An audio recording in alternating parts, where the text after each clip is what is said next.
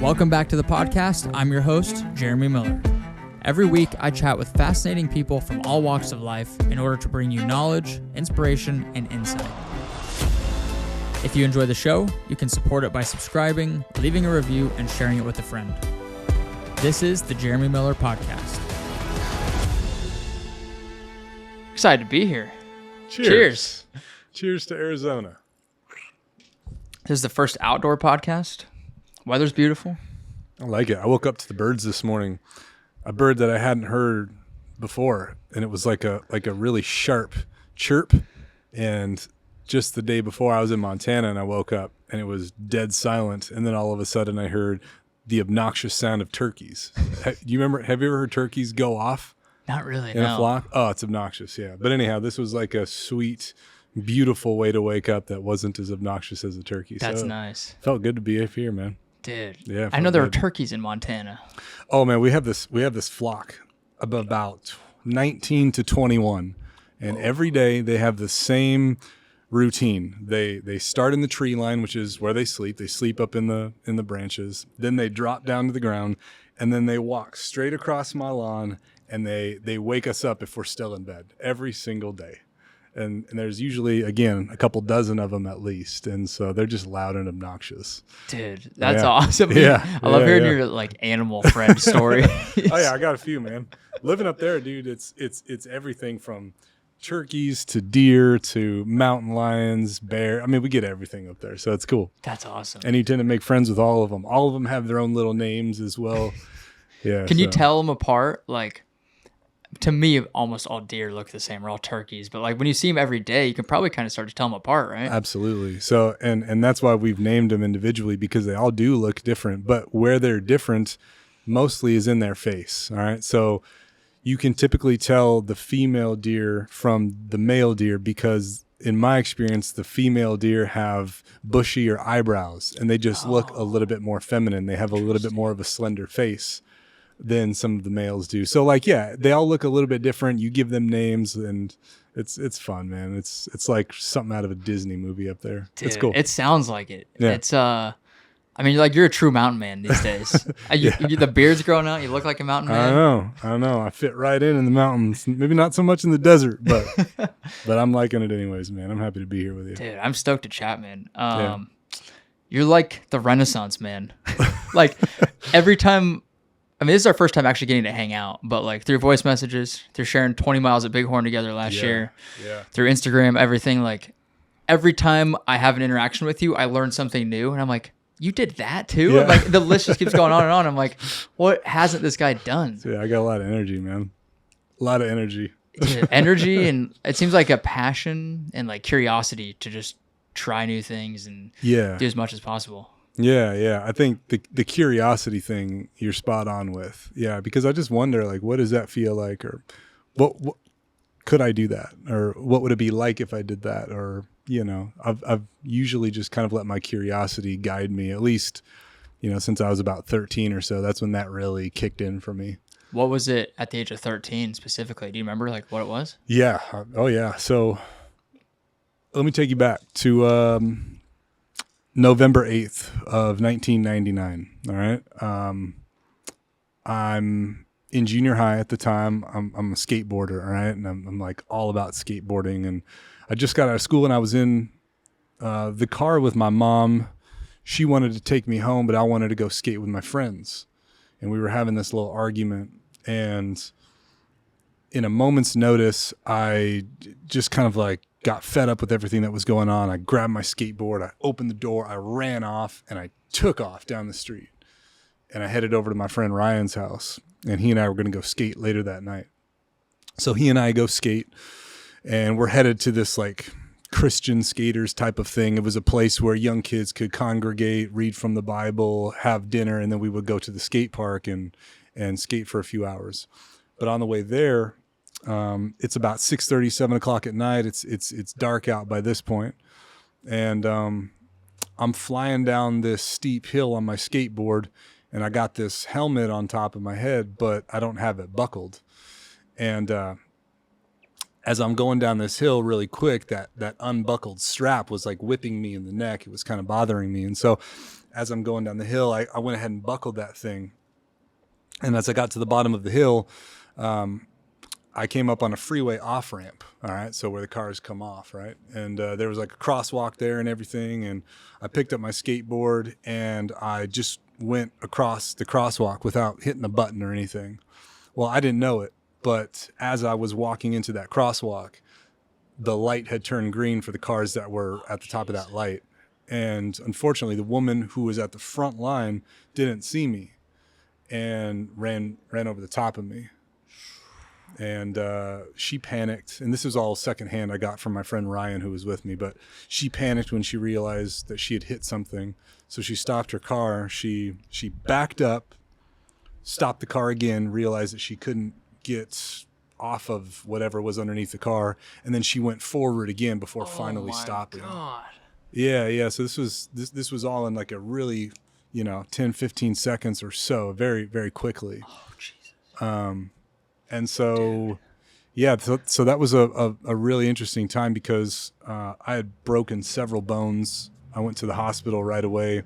I spent about a month in the hospital and recovering. I had to learn how to walk again. I'd broken my hip, clavicle, scapula, right arm. I had a little bit of brain bleed.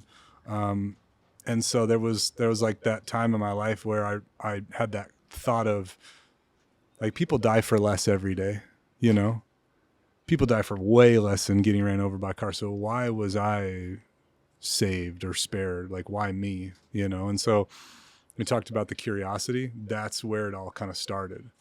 So like if I was saved for something, all right, well, what is it? So let's go start this process of figuring it out. And so that thought and that accident kind of put me on the path to wanting to try everything that grabbed my attention, and then latching onto the things that like really made sense, and then quickly disregarding the things that didn't. And so I think that was kind of that process for me. Dude, holy shit. Yeah. I didn't know that. Yeah, man. Yeah. I haven't heard you talk about that before. Yeah. That's powerful. Yep. So I remember getting called like Speed Bump was like one of the Oh my nicknames God. they gave me. Speed Bump was one. Was that like offensive at the time? Were you like, come on, guys? Or was it like in fun? Nah, it was all in fun. Okay. It was all in fun. But it was, that was an interesting time for sure. And just being so young, I really, That's so young. I really wasn't sure, I didn't really know any better, I guess. It was just like this thing that happened to me, this curiosity that sparked from it. But man, so many good things happened moving forward as I was like trying new things and at least being open to trying new things and allowing myself to be led by that curiosity. It's interesting how like you have to, but a lot of times some kind of traumatic experience like that is what is required to make you grateful and not take things for granted. Right. It's, I mean, I hear it all the time. People like are so close to death, and now they have this appreciation for life. But it's like, why can't we just have that without the traumatic experience? Of course. Or without that brush with death? Of course. So interesting. Of course. Yeah. And this was in L.A.? This was in like the central coast of Santa Barbara. Okay. Yeah. So this was after I had left LA and moved up to this place in Santa Barbara County. So born in LA? Yeah, I was born in LA. I was born in LA there. And then after the LA riots, my mom was fed up with LA, and we moved up to the central coast of California, which for most people, when they think of like Central Coast, they'll think of like beaches and surfing and this and that. And that was a small part of where I grew up. But more so it was vineyards and farm fields and cattle ranching and horses. You know what I mean? It was very ag kind of town. Yeah. And so that was in a small area called Santa Maria. Okay. Yeah. Much different now. Yeah. So after this accident, did you play sports in high school, middle school, high school? Not in middle school, man. Like I grew up like this this really like freckle face, undersized, insecure kid. I grew up in a predominantly Mexican neighborhood, and being as light skinned with freckles as I am, I kind of always would get picked on or targeted for that. Even though I'm Mexican too, I just didn't really look the part compared to a lot of the other darker kids in my neighborhood. So being that small and not really having a lot of like sense of direction or confidence, I really didn't play any sports. until I hit high school. And so after the accident happened, and I had that bit of curiosity in me now, I found the weight room when I was like a sophomore in high school. And then I realized quickly that like, oh, I don't have to be that skinny kid anymore. And so I really just dove into fitness because not only did it change my appearance, but it gave me this false sense of like security and confidence that now that I'm big and strong, well, nobody's going to mess with me. And for a long time, that was pretty much the case. Yeah. Why do you think it was a false sense of confidence? Because I think that like, I don't think confidence is something that like will really stick with you if it's done with the wrong intention. Like it's a fleeting sense of confidence for you to go into a gym and put on a bunch of strength and size and thinking that that's going to fix the problem. But for me, it was a false sense because, I mean, how many guys do you know? And this was true for me, that go to the gym to mask a problem or hoping that it'll fix something within them, but it really doesn't. It actually like sometimes makes it worse.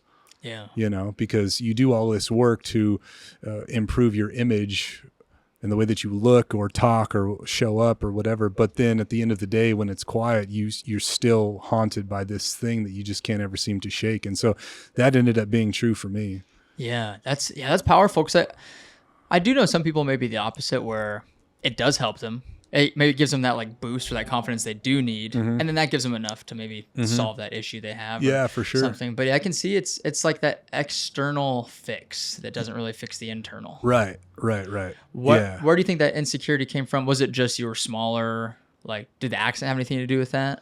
No, I think the accident actually gave me confidence, but what was overriding that confidence was growing up the way that I did and just kind of being like undersized and picked on. And, you know, like I'd be walking home from school and like Junior and Lorenzo, these two Mexican brothers up the street from me, would jump out of the bush and would just start beating me up. They'd just jump me, you know, and then I'd go home upset about it and everything. And then my mom would like march up the street and, you know, like protect me and this, you know what I mean? So like stuff like that was, I think where really like that insecurity and lack of confidence was born. That's interesting. Even though you are part Mexican. Yeah, I'm like, half. You don't look like it necessarily. Exactly. Which is, I mean, it's just stereotypical. Yeah. But, yeah, I'm sure you told them like, I'm one of you guys too.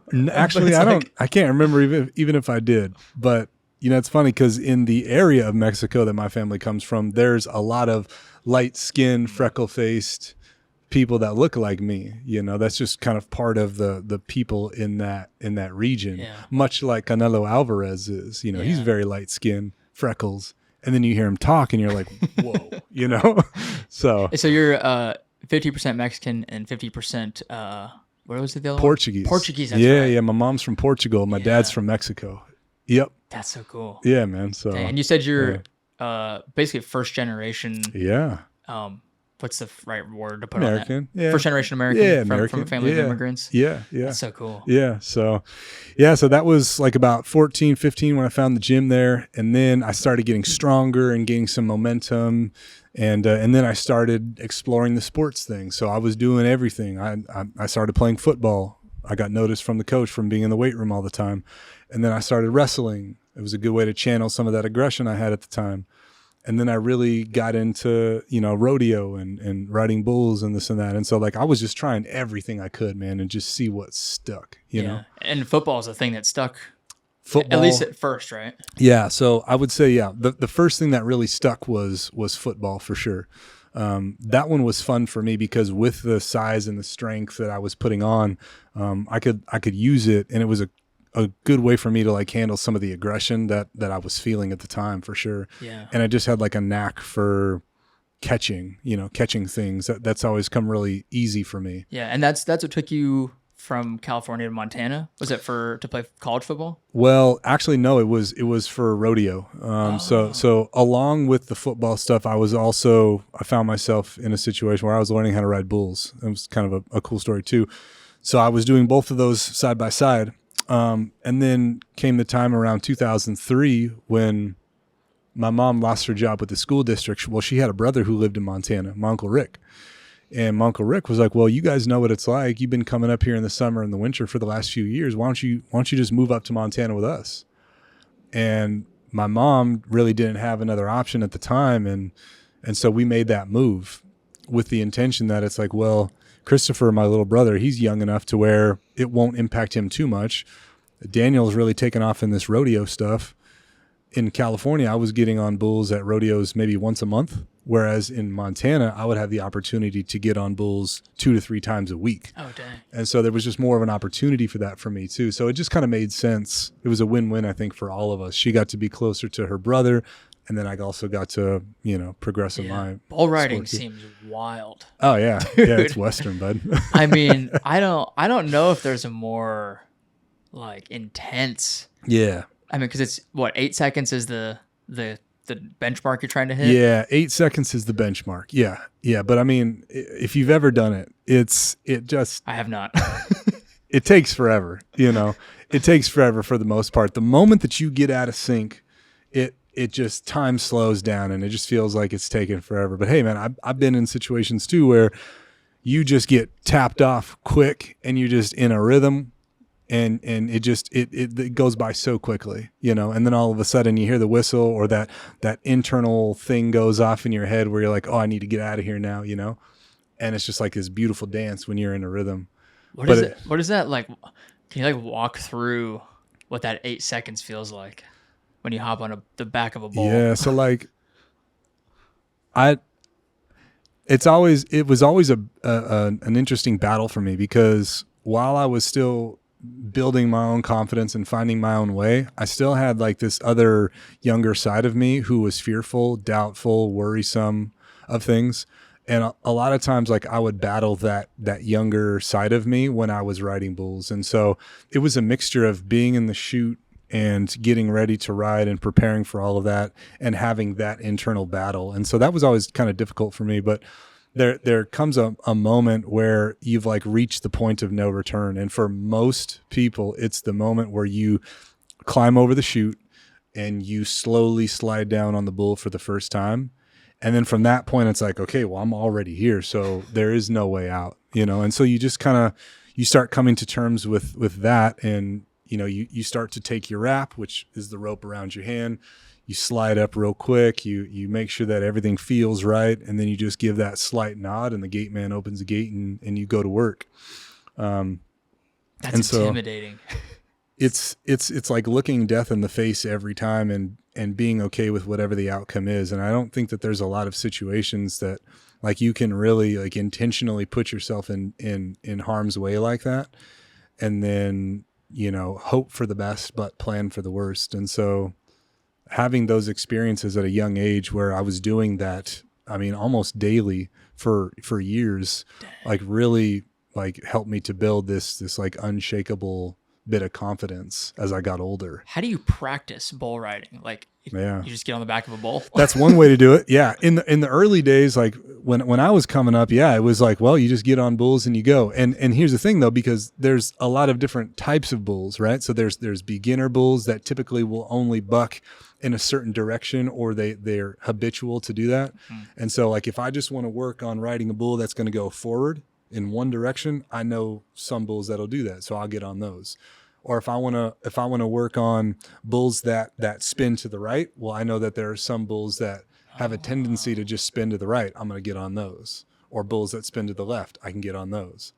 Nowadays, man, it's completely different. You can get on bulls, that's one way, but you can also get on what are called drop barrels. And this is basically a 50-gallon drum that's been hooked up to a spring system that can move like a bull would, left to right, forward and back. And so you can practice those mechanics without actually having to put yourself in a dangerous situation. So the barrier of entry for bull riding has changed from, the time that I did it to what it is now. Younger kids can start practicing this without putting their life at risk. Yeah. Because I could teach you 100 things about bull riding that make sense on paper. But are you going to remember any of those things if I was like, all right, let's time to put it to work. Jeremy, get on the back of one, right? Everything is going to go out the window. Yeah. So that's why I think rodeo is just, it's such a Western sport, man, because there are so many variables, and there's only maybe one or two that you can control. Yeah. Yeah, I remember every time I'd go to the fair in Wyoming, they'd have, it was like a ride, the bull ride thing where you'd hop on. Is it that kind of what you're talking about? Probably, I'm sure it's more advanced. Yeah, it's a little different. It's a little different, yeah. Yeah, I never got up on that thing. I always wanted to. Yeah. I'd see people get like they'd fly off that thing, they get bucked off. Oh yeah, and that's actually how I got my start too. It was, I was at a county fair with some of my buddies when I was like 15 or so, 14 or 15. And we were half tuned, had a few beers or whatever as young kids. And my buddies and I were like, why don't we just go hop on this thing, just see what it's like, you know? And they went, and then I went, and you know, I realized that like I had some like raw talent here. I was able to like hold on for the amount of time or whatever. And then I got off, and I think like, oh, that wasn't too bad. Like maybe I should try the real thing. Because remember, I'm being led by my curiosity. Yeah. So all right, well, this was cool. Maybe I'll try this. Dang. And so that's kind of how I like started the ball rolling in that direction. Did you ever get hurt doing that? Yeah, man. Yeah. So I didn't get hurt as much as like a lot of the guys did. I was pretty fortunate throughout my time with it. But yeah, I think probably like the common stuff would be like getting hooked. You know what I mean by that? So that'd be like if I'm riding or if I'm nearby the bull but I'm not on him anymore, and he turns back and hits me with his horns. Oh. So that's called getting hooked. I got hooked several times. I mean, that was pretty common. Like draw blood? Like it like stab you basically? Yes. It wouldn't stab you, no, but it would like hit you and like either knock you over or bruise you or hit you in the face. Like that stuff's pretty common. I think probably the worst of my injuries would have been getting stepped on. I got stepped on like right into my business twice. Right on the boys twice. Oh. Went to the hospital for it the first time. The second time, I don't think it was as bad, but that was probably the worst of it for sure. That's wild. Yeah, How long did you do that for?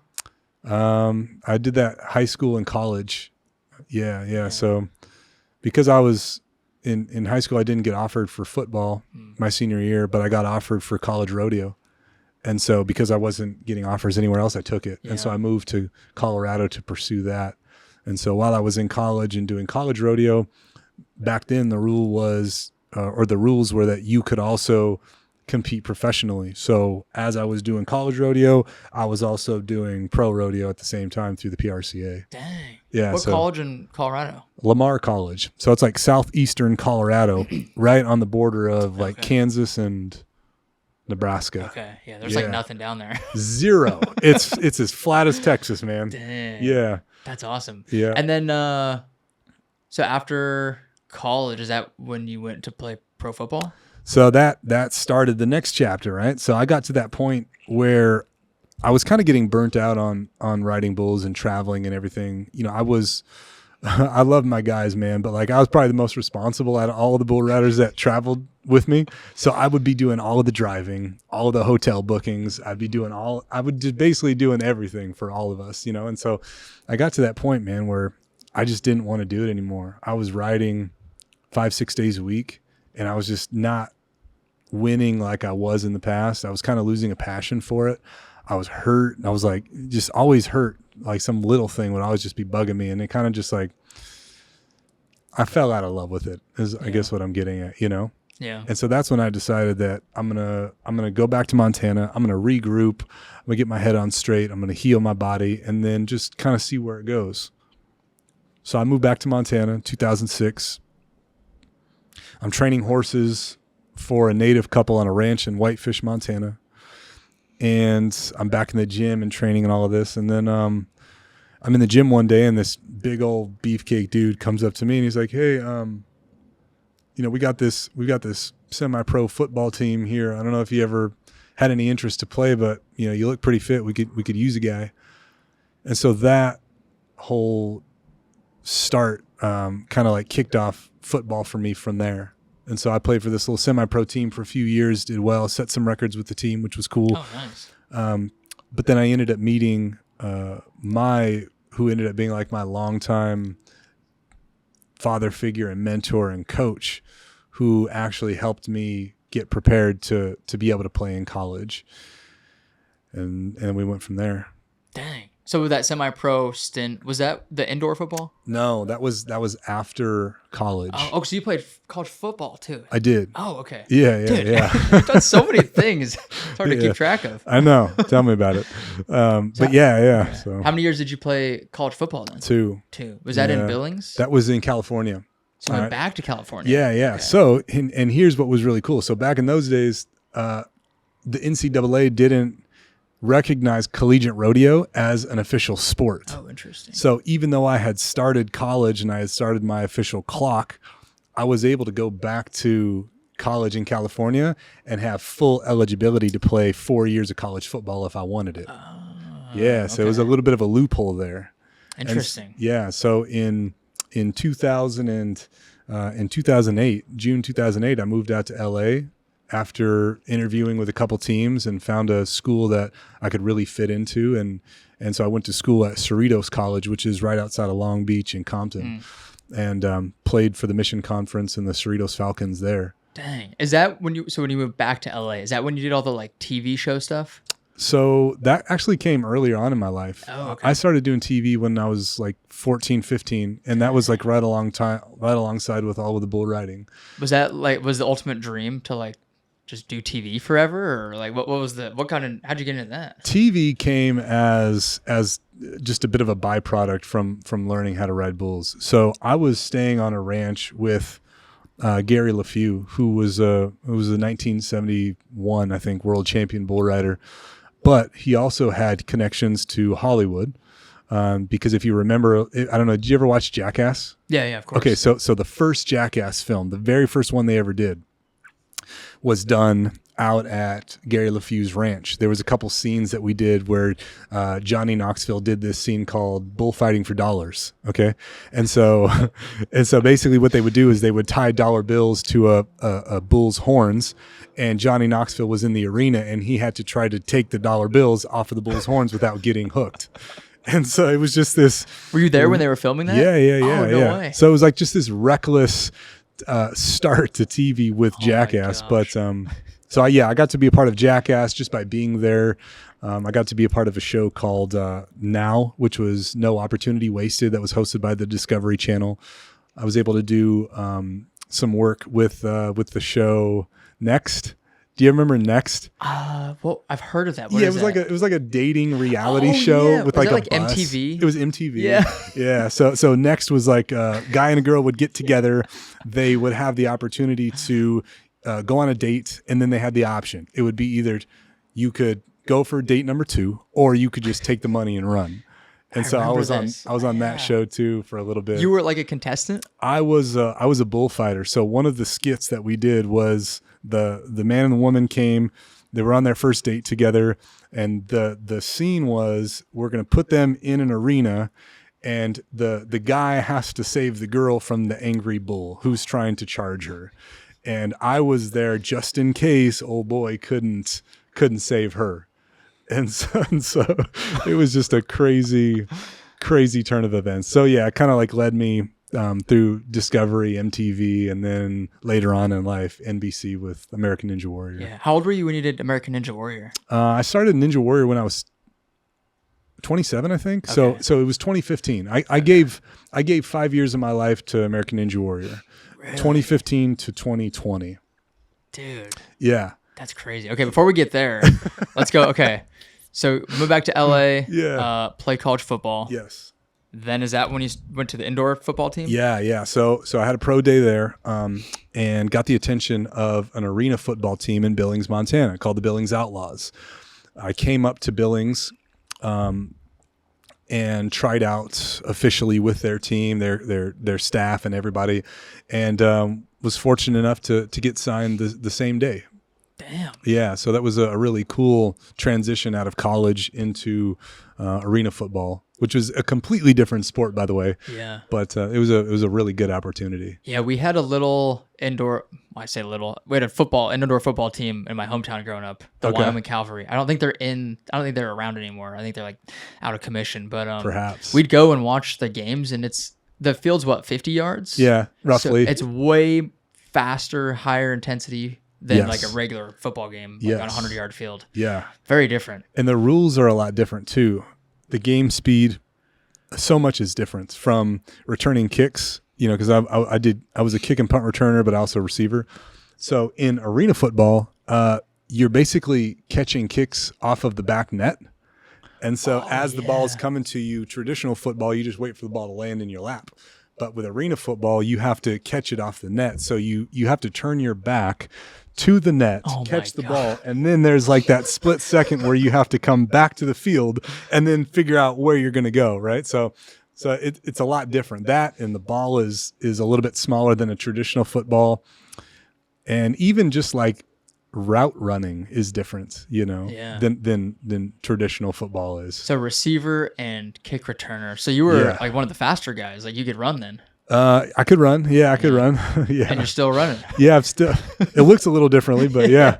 I mean, it's funny because I never really liked running. I like sprinting. I like football, but running any kind of distance was never my thing. So it's just the transition and the evolution of things as you go. Interesting. Just always been an athlete, like active. Always active. Yeah. Always active. Always just kind of trying to find my way and find things that sparked my curiosity and then things that I found that I was like gravitated towards, I would go all in on those things.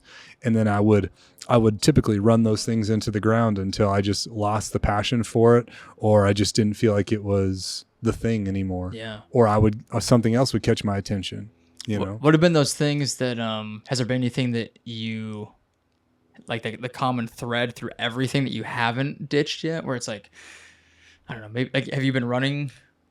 Like, I guess you said you didn't really like running, but like, has there been anything that you stuck with that you didn't ditch, that you didn't run into the ground, where you're like fitness, just fitness in general? Fitness. Yeah. I think about like all of the ups and downs and the multiple, I've probably been through 3 good rock bottoms in my life. And throughout all of those, fitness has always been there for me. It's always just kind of been that stabilizing force in my life. And so that's kind of how I realized that there's something with this fitness thing and taking care of my body and strength training that maybe I could help teach to other people as well, or how they could use that as some type of stabilizing force in their own life too. Yeah. What are those 3 rock bottoms, if you're willing to share? Man, I'll give you one. Okay. I'll give you one of these. So for this one, I'll take you back to, we'll go back to October of 2013. Okay. Now think about this for a second. A minute ago, I was talking about Coach C. He was my football coach that helped get me ready for college. He became a father figure to me in a lot of ways. He became my best friend. And one morning, I went to go and visit him at his house. And he's an early morning guy, much like me. So I thought I'd stop by early, go see what he was up to. And so I get to his house and I start knocking on the door. I don't hear anything from him. And so I kind of think it's weird because he should be up by now. So I go over to the garage. I look through the garage door window. I see that his truck's there. So I go back to the front door. I start knocking a little bit harder. I notice the shades are drawn. I think that's weird. So I go around the back of the house. And I try to get in the back door, which is usually unlocked. That's locked too. So at this point, my anxiety is through the roof. I'm not really sure what's going on. His truck's there, but he's not answering. He's not picking up his phone. And so I did the only thing I could think of in the moment, man. And like every episode of Cops, I freaking kicked the door in. I went right through the front door and I started calling out to him immediately. Like, Coach, where you at? I go upstairs into the kitchen. There's some things out on the counter, but he's not up there. I go downstairs into the basement where I know his bedroom is. And I go into his bedroom and he's in bed. He's in bed asleep. I'm like, oh, sweet. Okay, we're good. And so I walk over to the bed and I'm like, hey, Coach, wake up, and he was under the covers. And, man, I'll never forget. I pull the covers back and he's dead in his bed. Oh, jeez. And he must have been there for a couple days just based on the colors of his body. But finding him like that really knocked me off my path. And I didn't really realize it at the time that it was all going on, but had like a lot of PTSD from that. Looking back on it now, I didn't fully understand what that meant, but looking back now, I'm like, oh yeah, that's classic PTSD. That's classic depression. And, you know, it was all of those things. What are the like signs of that? Like that made you realize that's what it was? So I think one of the first things I noticed was, I just was numb to everything. So after I called 911 and they showed up, I had a job interview like that I was kind of running late for. And I was so numb to everything that just happened that I kind of just robotically went to that job interview.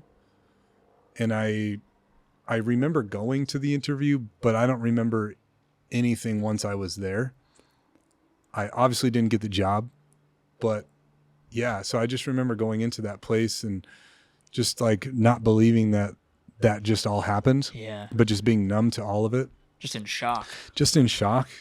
The other thing is that like I would totally isolate myself, not talk about anything, try to just like solve everything on my own, shut people out. And then what would really get me would be making my bed.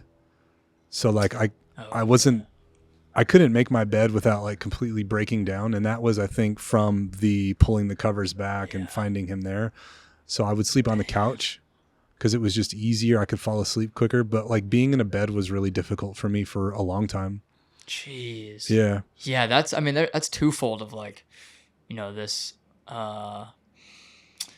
like leader in your life or the like guide in your life. Yeah. Losing that by itself can be tough, but actually like finding him passed away. Like that's just a whole nother layer to that. It's tough. Yeah. You know, and you think about what we said earlier where you go into the gym and you're building this false sense of confidence or hope. Well, I did that. I did that with Coach C too, because Coach C was a man who was like really providing a strong male influence in my life to me at that time. He was coaching me and guiding me through life in a lot of different ways.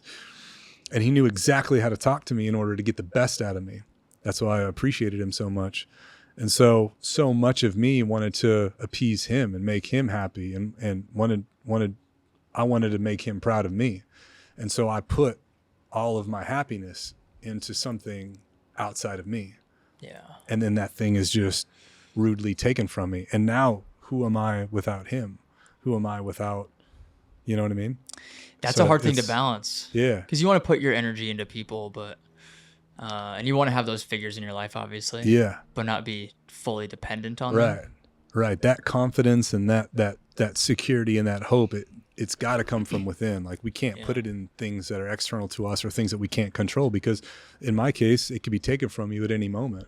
Yeah. And then you're kind of just like left with your pants down. What are ways that now you build that internal confidence? Or like, was there a time where you're like, this, I've got it figured out now. I can build this on my own and I don't need an external force to help me with that? So that came after the death of Coach C. About 6 months after Coach C died is kind of where I went into that rock bottom where, everything in my life fell apart.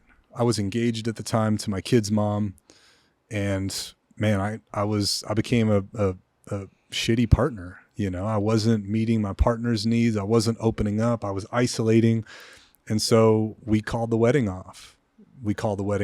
I moved out. I moved back into my mom's house. I remember like the first day I moved into my mom's, and I'm like downstairs in this like basement room, and I've got like a couple boxes of things and my pet chameleon. And I'm like, wow, this is what my life has become. How old were you at that point? Probably 26, 27. Dang. Yeah. And then after that, I was fired from my job because I couldn't lead my team anymore. I wasn't able to think clear enough to do that. I was working in construction at the time, so they let me go. I slowly gained 30 pounds over that 6 months because I stopped eating right. I stopped taking care of my body. I stopped exercising. I kind of gave up on myself. Damn. What got you out of that rut? That's a cool part of this whole thing is probably my best friend. He knew I was going through it, but he really didn't know how to help me because I was isolating so much. And one day he calls me, and I'm in the middle of all of this going on, right? And he's like, hey man, I know a guy who wants to work with a personal trainer right now. Do you want the job? And remember, I'm 6 months after Coach C died. Everything is going wrong. I'm 30 pounds overweight. My life is a mess. I've spent every single dollar I have to try to buy back my happiness. I have nothing. And every voice in my head was like, dude, you're too far gone. There's no way you can do it. Don't even bother. But there was like this little flicker of hope, this little voice in my heart that was like, go for it. And so I told Ryan, I'm like, yes, I want the job. Sign me up.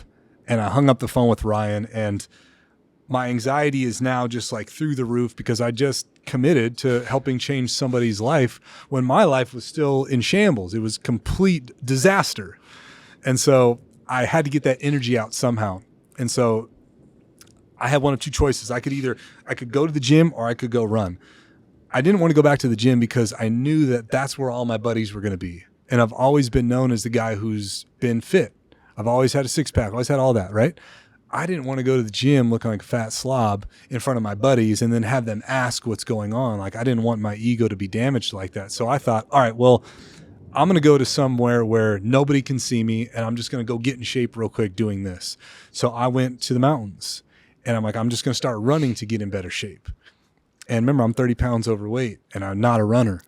And I start like trying to climb this mountain, and like quarter mile or so in, dude, I just got my ass kicked. I couldn't breathe. Legs are on fire, feeling like this worthless piece of, yeah. And so I went back home, and I went in the pity party, and I said all the things that, my head was telling me was correct. And I was agreeing with all of that. And then the next day would come, and I still had this person that I was going to be meeting with soon. So I went back to the mountain and I did it again. This time I got a little further. Had a pity party on the mountain, went back home, listened to all of the negative thoughts. But then another day came, and then I went back to the mountain again. And I did this for a series of days until I finally had enough endurance and wind to get to the top. And getting to the top was like this really cool moment for me because it was the first time in a long time where I felt a sense of completion or accomplishments. And it gave me this little sliver of confidence that I might be able to pull this thing off. I might be able to get my life back on track. If I could just take the lessons from this running thing and climbing the mountain and reaching the top, like what a beautiful analogy for life. Yeah. And so that's kind of how the running thing started for me. And so I'm like 2 weeks in, and I'm starting to get in better shape. I'm feeling better. I'm dedicating more time to smiling more and to eating better. And I'm like doing the things I know I should be. I start wrapping my head around creating a training plan for this client. I get to the gym after a few weeks of training and getting myself right. And my buddy Ryan walks in, and I'm like, oh, what's up, man? I thought it was weird because Ryan's not a fit dude. He's not into this stuff. I thought it was weird he'd be at the gym. And he says something to the effect of like, hey, you ready? I'm like, yeah, I'm ready. Got my notes. And yeah. He's like, all right, well, let's get started. That person who him. Ryan said he had that he wanted to work with was actually him. That's wild. Yeah. And so like I was like his way of. Interesting. It was like his way of pulling me out of the dark. Interesting. So he just had this like big scheme that he was trying to do. Dude, what a good friend. Yeah.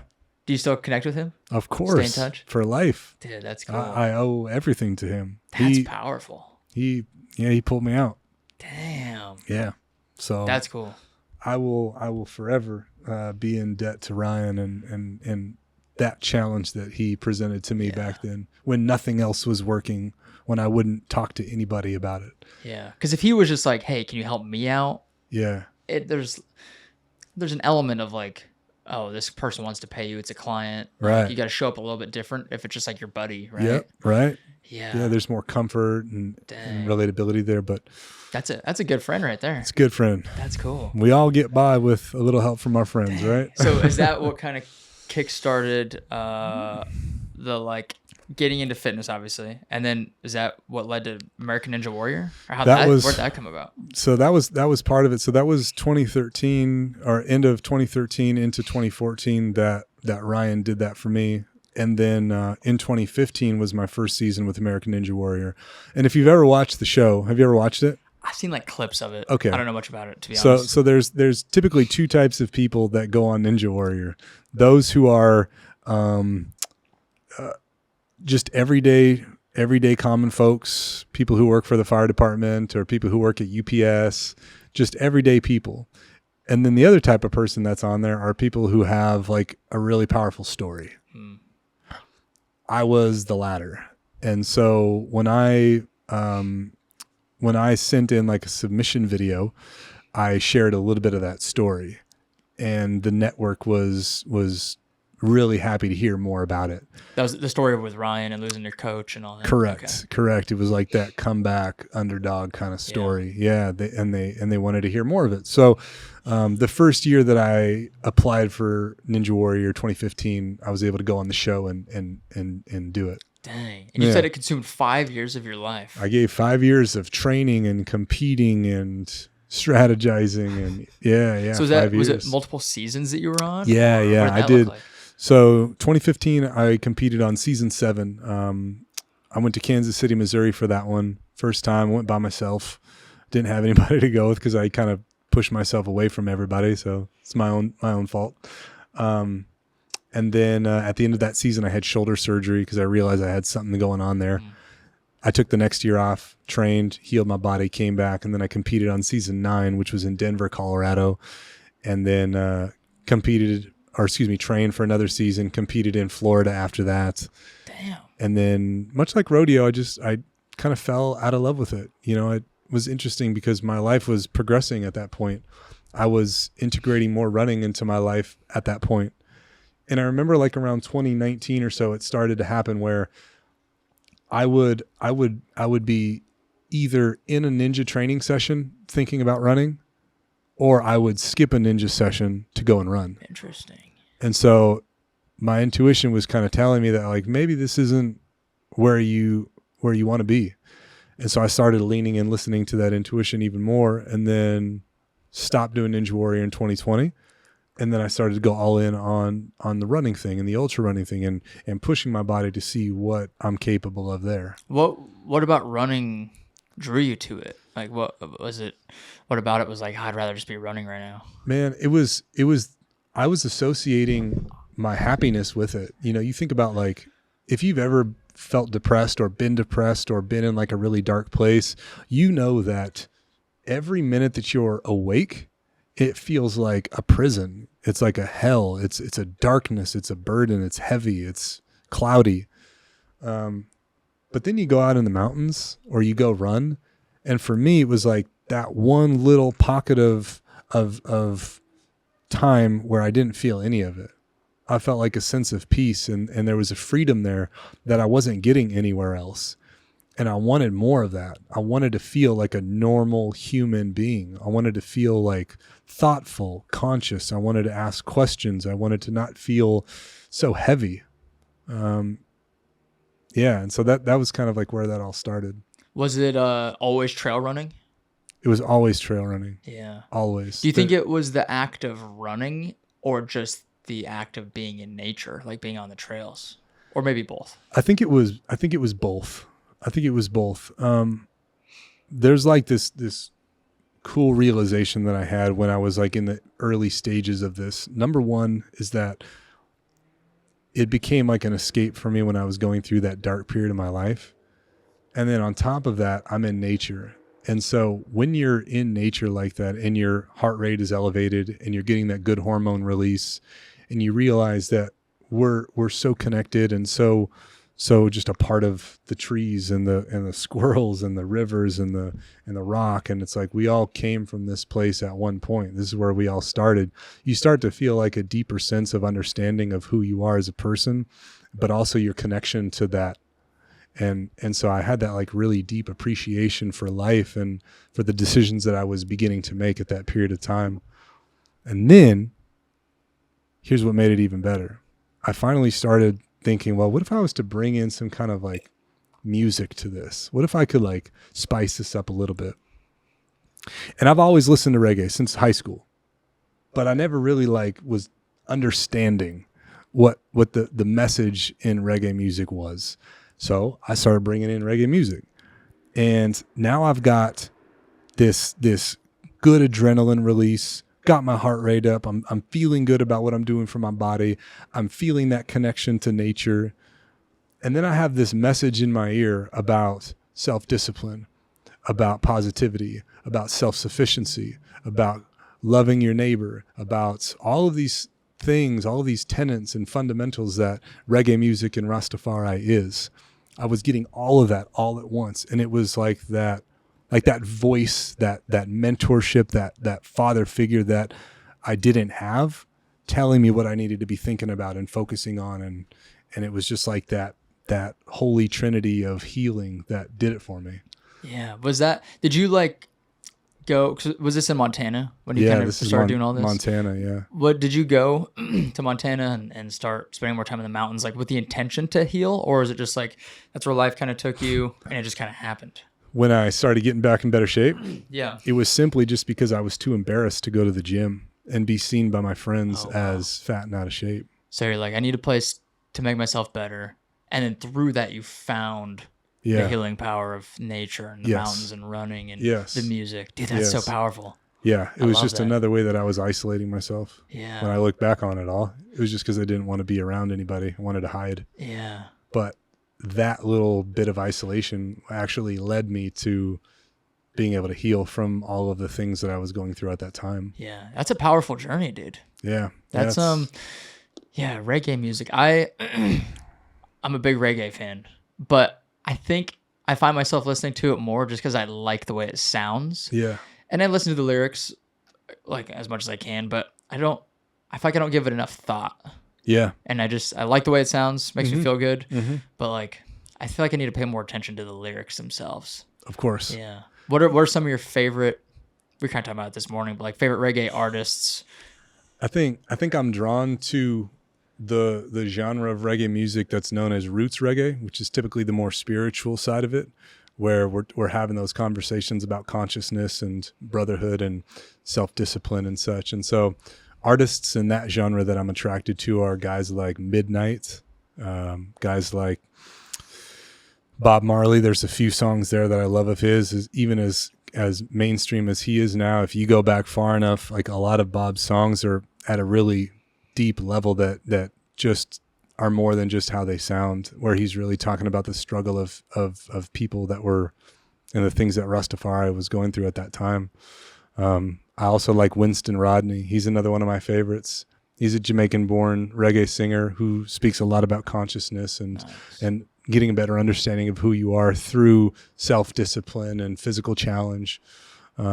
Those are some of my favorites. It's interesting. Like, I mean, reggae is very like Caribbean island, tropical kind of vibe, right? I mean, it's probably, I guess, the best way to describe it. It's like, I wonder if a lot of obviously there's some political motivation behind a lot of what they talk about, but I wonder if there's also an aspect of just like when we lived in Hawaii, it's a way different lifestyle than living in Texas or living in a city or something. It's like, because you're connected to nature, the ocean is so powerful, and you're not around people constantly, and you're more connected to the earth, I think. Yeah. And so it seems like that kind of comes through a lot of the music, maybe because it's, a lot of those guys live in tropical areas more around the ocean, and I don't know if that's an aspect of it or not, but I think one of the things that I appreciate about Rastafari and the culture is that there is such a deep reverence for the land.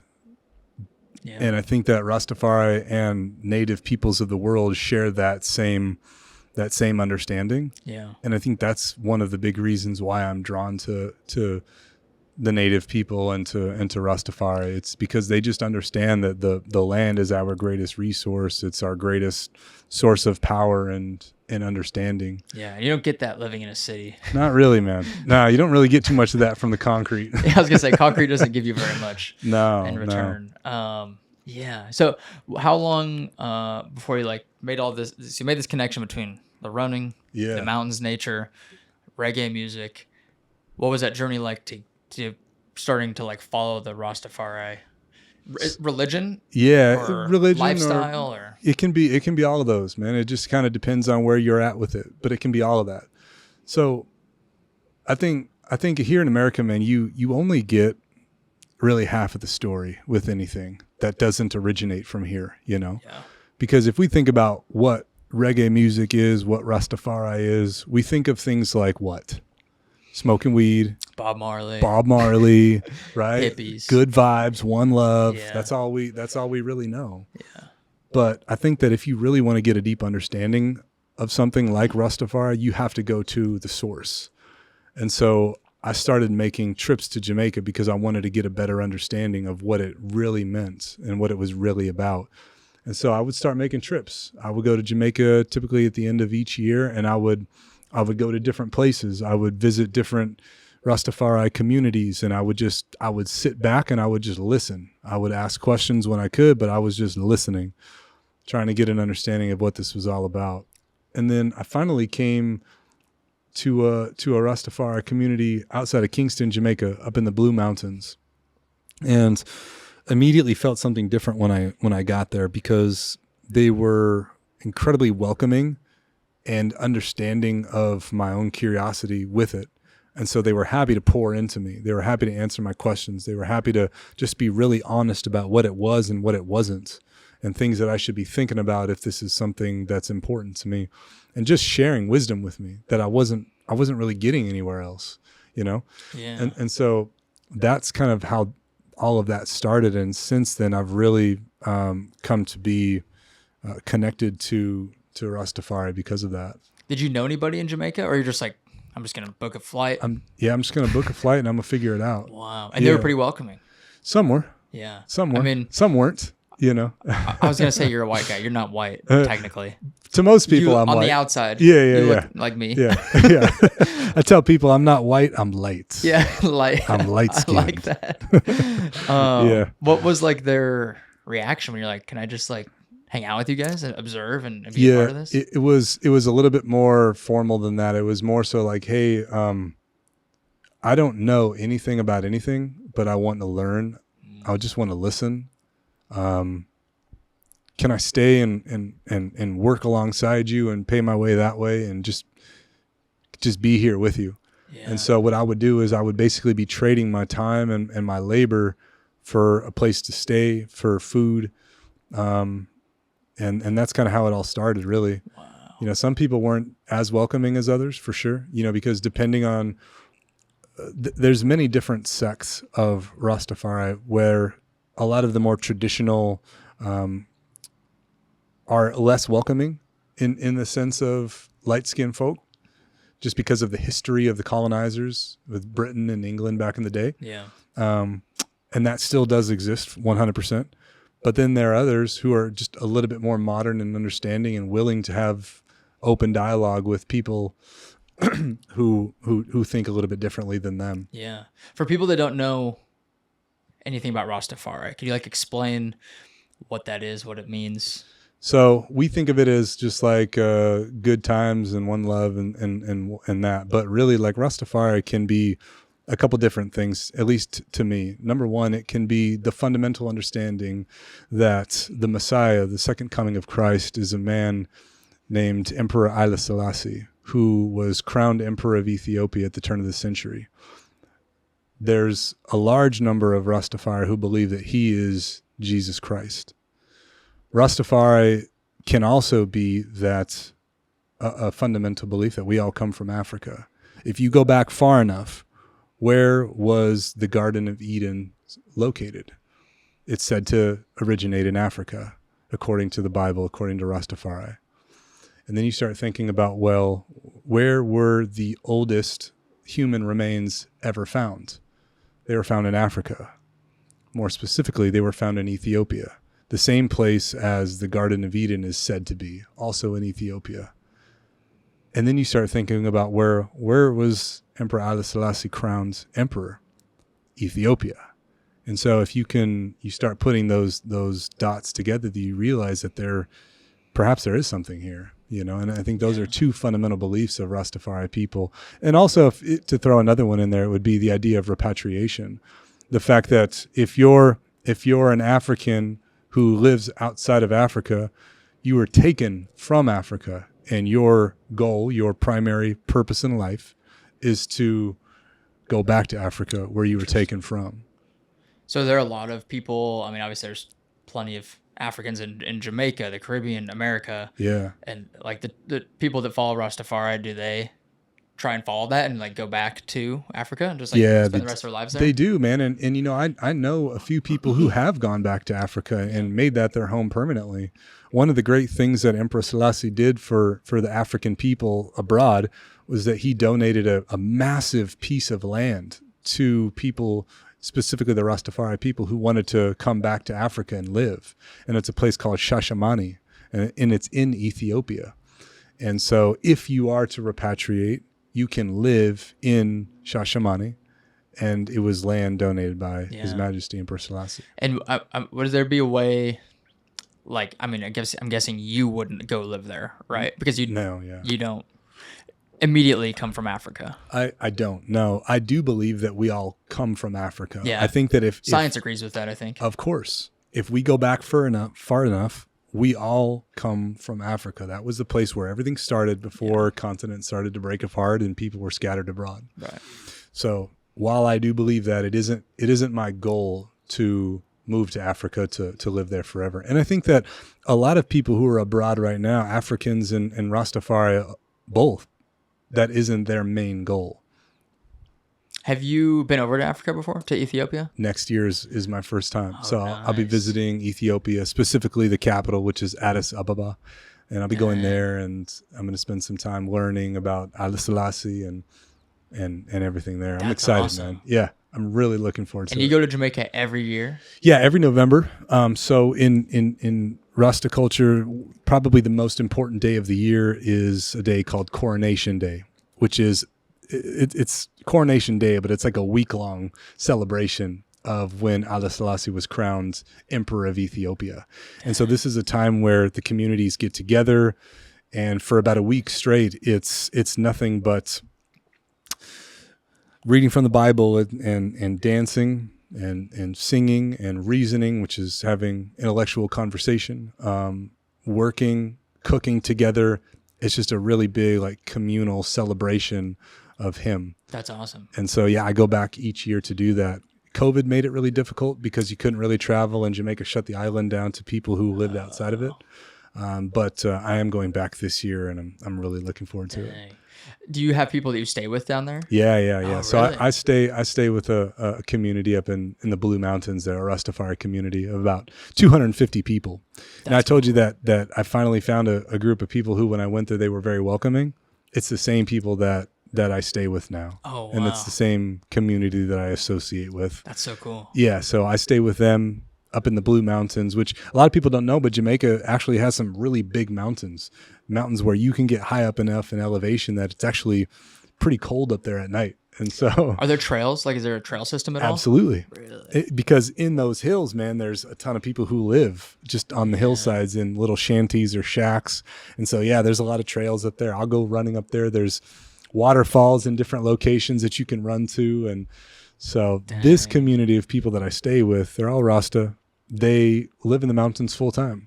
They grow their own crops. They have their own water source. They make their own goods. They sell their goods to other communities in the area. They exchange, trade, and such, you know. That's so So cool. they have no reason to come to town. Yeah. And they don't. Dude, I'm going there in 2 weeks. I know. That's why I was so excited I'm pumped to hear for that. this. I'm so excited. Yeah, I might have to bring my trail shoes. I don't even know what I'm going to be doing there exactly. Yeah. I don't know how much freedom I'll have. Yeah. But yeah, if there's trails and stuff, dude, I gotta go hit some trail runs. That's gonna be fun. And the cool thing too is in the mountains like that, you could be running in trails and all of a sudden you come up on a small little village and there's little food carts everywhere, you know, and it's $1 for a patty or a couple dollars for an ital dish. So you can get some really good local food for relatively cheap back in the hills like that. So that's so sick. Yeah, it's so good, man. And so the Rastafari Bible, you said Yeah. it's the King James version? Yeah, so most Rasta I would say would be reading the King James version. Okay. Yeah. So it's a branch of Christianity. Yep. Okay. Absolutely. Yeah. I didn't know a lot of this before meeting you. Yeah. Yeah. It's so powerful. Yeah. Do you go to like church in Montana for this, or is it like? No, I don't go to church, not in the traditional sense anyways. I think the church that I go to is just being outdoors in nature. Yeah. You know, that to me feels more like church than anything. Yeah. And, it's hard in Montana. There, I might just be the only one up there, the only Rasta up there, So the work that I do to try to keep up and to keep my faith as best as I can, it's done just by myself, being in nature, listening to a podcast here and there. But really, it's like listening to the music and just reminding myself of some fundamental beliefs about it that is helpful for me. Yeah. I'm not really Christian or like super religious at all, but like a lot of the Christians I do speak to, they kind of say that same thing. Like, you don't have to go to church every Sunday. You don't have to like put on your nice fancy clothes and go to church with your family. Like, you can, whatever like God means to you and whatever faith means to you, whatever that is, like, just practice it in whatever way is going to help you out the most, whatever Agreed. brings you the most peace, and like whatever you think is serving you and people around you the best. So I like that approach of like the mountains are your church. Absolutely. Yeah. And I think that like the higher level thinking here is that what I believe in and what you believe in, neither of us are right and neither of us are wrong. Yeah. Whatever you choose to believe in is completely on you. To understand. And if you do understand it and it brings you a sense of faith and understanding of self and joy in your life, well, then I'm here to cheer you on. You know what I mean? Yeah. Whatever that looks like. Yeah. I think religion can get weird because people get kind of defensive over it and they get like, oh, mine's right, yours is wrong. And I don't think that's how it should be. Like, I mean, there's just too many different takes all over the world. There's so many religions and so many definitions of God and all these different things that, to me, I mean, you don't have to pick something, but for me to pick one thing and just be all in on that, I'm like, I don't know if I could do that because we don't fully know. Yeah. It's too rigid of a thing to have. Yeah. There has to be some flexibility to it. Yeah. Because it can change over time. When I first was trying to understand what Rastafari is, well, I was under the understanding that, okay, Selassie must be Jesus Christ because that's what everybody is saying. But the more work that you do and the more understanding you have and things that you read, you kind of come around and you realize that, like, well, maybe that isn't exactly what I believe today. But if you're so rigid in your beliefs that it's like, well, that's what I started with and that's what it's got to be, then I think that can create some discourse. Yeah. Like you might end up lacking that joy or that faith or that understanding because you're so rigid to the point where you're not willing to bend for any new ideas or information that come towards you. So I like to keep that flexible approach. What I believe right now in this moment may not be what I believe tomorrow, and that's okay. Yeah. As long as at the end of the day that I understand why I believe the things that I do, and if I can be set with that, well, then I'm okay. Yeah. Right now, what would you say, like, your belief of God is? Or we kind of talked about this when we were going through Safeway last night, getting groceries. Yeah. I want to talk about it some more. So here's a question that I would pose to anybody. What if God wasn't necessarily a person, a deity? What if it wasn't somebody, but it was something? What if God was an ecosystem instead of a man or instead of a woman? What if God was the blue sky? What if God was this green tree, the stream that you're walking through, the birds that you're hearing in the background, the deer and the turkey that walk across your lawn in the morning? What if it's the change of season? What if it's the snow that falls in the ground or the leaves that fall? What if it's the new flowers that grow up out of the ground? What if that's God? And we've had it wrong this whole time. And where we go and we think that God is a person or God is in a building. What if God is that thing that's around us all the time? And so I don't know the answer to it, but I do know that when I'm in the mountains, when I'm running, when I'm pushing my body, when I'm listening to that message, there's no time in my life where I felt closer to God. And so I'm gravitated towards places and ecosystems and situations like that, because that's when I feel the most connected to myself, to my God, my spirituality. It's when I'm in the mountains. It's when I'm in nature. Yeah, that's powerful, dude. That was really well said. That's great. Yeah. Yeah, I think I agree with that 100%. And the aspect of it being like more agnostic of like we don't really know. Nobody does. But I think you do have to put your energy into something. Yeah. Because I think that's what helps get you through life. Of course. And if it's gonna, make you a better person, yeah, I think it's worth investing into something, and whatever that means to you, or however that feels to you.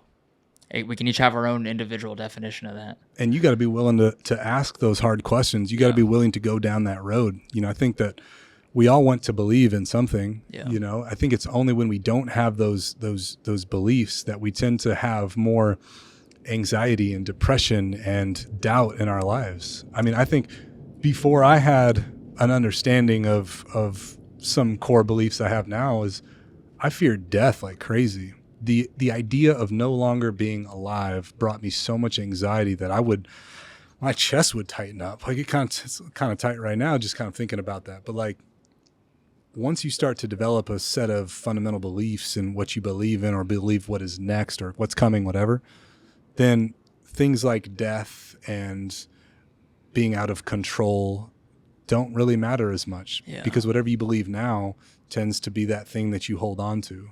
Yeah. Like reincarnation. I think that's a real thing. I believe in reincarnation. I've seen things like that happen in my own life. And so for me, it's like, if I die and I'm no longer in this physical body right here, who's to say that I don't come back as the dog walking down the street, or the elk roaming through the tall grass of the forest, right? So maybe. Yeah. So there's a sense of like ease or understanding when you have those fundamental beliefs. So are you afraid of death now? Not a bit. Yeah. I don't fear death. I'm not putting myself in sketchy situations as much as I used to. Yeah. But if I was to die today, I know that I've done everything that I can to be as true to myself as possible, to make good with the bad that I've done in the past. I've loved my soon-to-be wife as hard as I can, my daughter as much as I can. Those girls are good for life. I have everything that they need so that they won't ever have to ask for a dime anymore. They have multiple homes that are going to go right to them. Like, their lives are set up because of the work that I've done and the beliefs that I've conjured through asking those questions and experiences that I've gone through. So if I die, then that's okay. Yeah. I'm good. And so is my family. Yeah. I think almost using death maybe as a motivator to live more, live harder, I guess. Sure, man. Appreciate life more. I don't think anybody should fear death. I don't think it's coming. I mean, it's inevitable for all of us, no matter who you are. Yeah.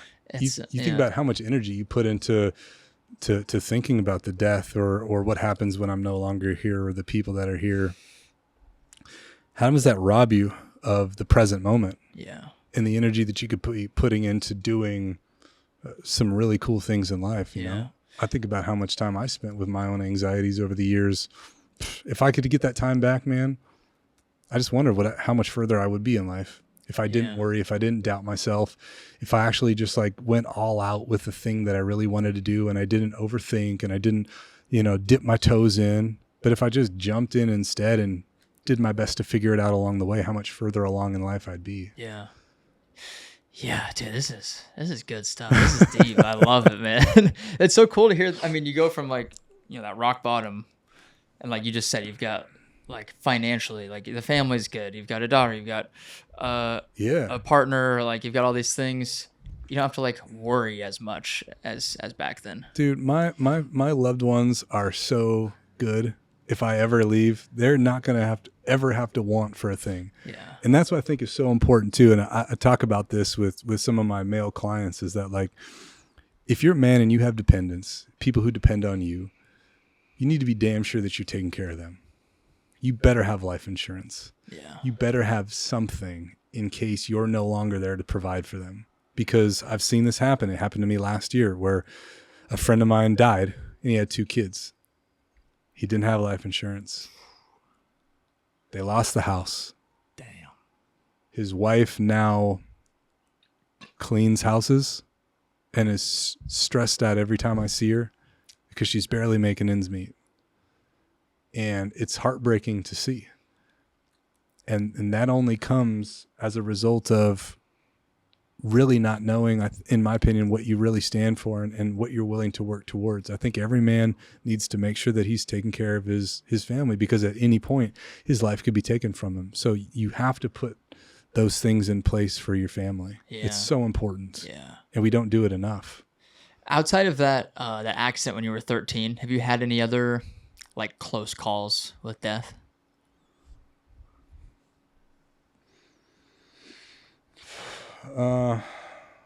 Yeah. So, go back to Coach C.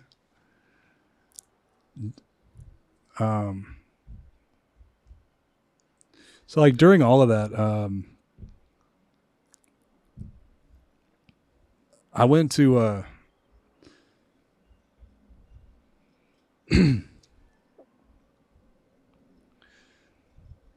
I'd bought a handgun to use when I was trail running. I thought that'd be a good way to protect myself if there was ever a bear or a predator that I came up against. And I went to get some ammunition for it one day. And I came out of the store with the box of ammo, and I had the handgun, and I was still going through everything. And I was still living at my mom's, and just I was still trying to figure out everything. And I thought, like, what if I just ended all right here? I didn't really care. Yeah. You know? And I was sitting in my car, and I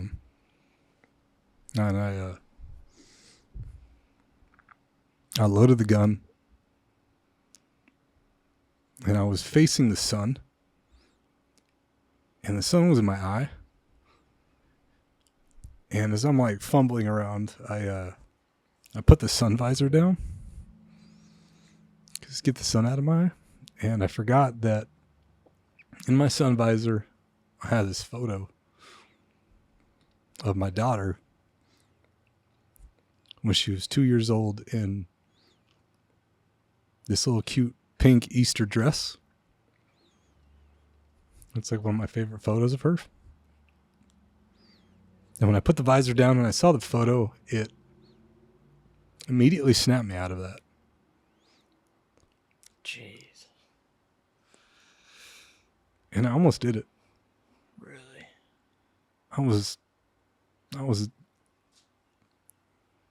I think if I wouldn't have put the visor down, I would have done it. Wow. Dude. Because I just wanted it to end. Man. I was just done with everything. Thanks for sharing that. Have you ever talked about that before? I definitely never heard that. I don't think I have. Dude. That's a lot. Yeah. That's difficult, dude. Do you think about that very often? No. No. Not really. I still have that photo in my visor. Yeah. In my truck today. It's this same photo, same visor. It's still there. So every time I flip the visor down, I see her, you know, and so it's just, yeah. Wow. That's tough, dude. Life is precious, man. And it can be over with so quickly. And the thing is too, that when it comes to this, like from the outside looking in, if you've never felt this way, you think like, how selfish could you be to want to take your own life? Or like, what was this guy even thinking? But if you've never been in it, you don't know how it feels. And you shouldn't pass judgment on anybody who's been in that situation, because you don't know what they're feeling like. You're so numb to everything, and you're so, the only thing that you really want to stop is just being around, because nothing brings you joy anymore. There's no purpose. There's no podcast. There's no race. There's no social media to check on. There's nothing. Nothing makes sense anymore. And the only answer in that state of mind is to just close the book. Yeah. And so it isn't fair to cast judgment on somebody in that situation if you've never been in it yourself. Yeah. And that was one of the big mistakes that I had early on too, is I'd never believed in depression. I never believed in PTSD, because in my caveman brain it was like, well, you should always be in control of your thoughts. You always have a choice. you know, but that's not really the case. Until you've gone through it yourself, you don't know what it's like. Yeah. You know? Yeah, I think one of my favorite sayings I've heard recently is the worst thing that's ever happened to you is the worst thing that's ever happened to you. Meaning like your perception and your like baseline for what's bad is 100% unique to every single person. Yeah. Like, I don't know, if say somebody objectively had a pretty good life and the worst thing that's ever happened to them was they got rear-ended, that could, like, if that's the worst thing that's ever happened to them, that could totally cause a meltdown. Like, that could cause PTSD. Absolutely. They could have issues versus, you know, you find a mentor passed away. Like, objectively, that is probably worse. But to each person, that bad thing is so relative. Absolutely. And Bob has a great lyric. Bob Marley has a great lyric in one of his songs. He says, "Who feels it knows it." And it's the same idea. What may be absolutely nothing to you and I could be the last straw for the next man. You know what I mean? And so I think there's a level of grace and understanding that I think we need to have with all people, no matter at what stage in the game that they're at. It was like running with people this morning on our shakeout run, guys who hadn't ran in how long, they were like dying on that 3-mile stretch we did. That guy you were talking to. Yeah. Whereas with me, I'm over here, I'm like in my own little world, happy as can be, nothing wrong, but this guy's over here dying. Yeah. Right? So it's that same idea. Yeah. You know, we just need to be understanding of that. Everybody's at a different level of understanding, and nobody's right or wrong. We're all just trying to figure it out together. I think that's something that we sometimes lose sight of and take for granted. Yeah. Have you ever had any considerations of like what you felt that day of like, man, I think I'm just going to end it? Or was it just that one time? It was that one time. And it was so organic. I wasn't even thinking about it at the time until I had everything I needed to close the book in front of me. I went in there just thinking I'm just going to go get some ammunition to have this firearm on me when I'm in the mountains. And then when I had it all there, those thoughts came up and that heaviness and that darkness settled in. And that's when I was like, you know what? Now's the time. I started loading it up. Yeah. I think suicide is one of the most tragic, like sad things that humans endure, or that some humans experience. It's like just that feeling of, I mean, it's like nihilism basically, of like there is no purpose to life. I have no purpose. And so, I mean, sometimes like I'll have thoughts of nihilism of like, what is really the point of all this? Like, but then I get snapped back. I'm like, you can impact people. There's a purpose to the world. Like, we're all here for some reason, I think. I don't know what the reason might be all the time, but there's definitely more to it. And the take of like being selfish is really tough too, because I have thought that before. That's like, because I don't know if I've ever fully had like full suicidal thoughts, but like, again, nihilist thinking, and I think what snaps me out of it was like, I'm just thinking about myself and maybe not the people that it might affect. So I can kind of see it from both sides, I guess. Mm-hmm. But at the same time, it's like everybody goes through it and experiences it so differently. And you're not in a logical state of mind. You're in a completely emotional state of mind. Yeah. You know, because the person who casts judgment is looking at it through a logical way of thinking. Right. The person who's in it is completely emotional, you know? So that's why I don't think we should be casting judgment on folks like that, because they aren't in their logical mind at all. Yeah. You know? Yeah. No matter who you are, no matter how quote unquote logical of a thinker you are. Yeah. I think humans as a species think emotionally first. Of course. Yeah. Of course. And especially and that's so true. Yeah. When we're in like a fight or flight type of response or fight or flight scenario like that, emotion is almost always the first thing. Yep. Yeah. And that's why I love things like running the distances that you and I do, is because we get to train that logic muscle, you know, and we get to learn how to override all of those obtrusive negative thoughts, and we learn tools to override them and to keep ourselves on track. Yeah. And maybe that's why I haven't had those thoughts at all. Like, my life isn't perfect even today, but like I haven't been close to that point since. But it's because I've learned how to navigate my way through those situations better. And a lot of it, man, is through pushing myself physically, and why I think it's so important to be doing things that push yourself physically. Yeah. I mean, that's why I talk about it on the podcast all the time, but like there's such a close link to mental health problems, mental health disorders, and a lack of exercise. Yeah. I mean, exercise isn't going to solve everything. Yeah. But it can be helpful for sure. It's a great first step. Yeah. I mean, if anything, you should be trying to test it out just to see if it does do something. Right? Yeah. Yeah. Yeah. So what, do you remember your first race? So you started doing some more trail running. Yeah. Got into Rasta, got into reggae music, the mountains, all this stuff. What was the decision like, I think I should run a race? All right. So I did a lot of my initial healing from all of this in Glacier Park in my home state of Montana. And I would just go up there and I would disappear for a day. And at the time I'm still learning how to run and to be on my own in the wilderness. And so I would do these epic runs that just absolutely crushed me that were like 10 miles or 12 miles. Oh my gosh. So like I would get done with a 12 mile and I would be like on top of the world, greatest feeling ever. And then I did a podcast with somebody and I was a guest on his show. And this was before I even had done many podcasts, if any. This might've been my first one. And then he told me that he did a 50-mile race. Now I'm only doing 10 to 12. He said 50 and I'm like, my limited brain is just exploding because I can't imagine a human being could run 50 miles nonstop. That's insane. And it completely opened this door of possibility to me where it's like, well, if this guy can do it, who's a dad of 4, who's not in the greatest shape, maybe I can do it. I don't know.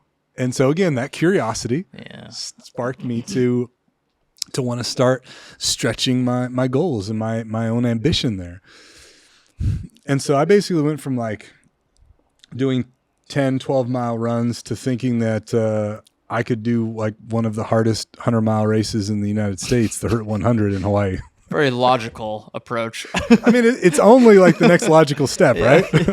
I mean, I did it with bull riding. I did it with football, ninja. Now I'm doing it with, you know what I mean? So I don't know. You're just like going all in. Look, the thing too, that it's like, it's my curiosity that's there, but I also have this like really honed, deep naivety about me too, where it's like, I don't know what's all involved in a thing until I'm actually in it.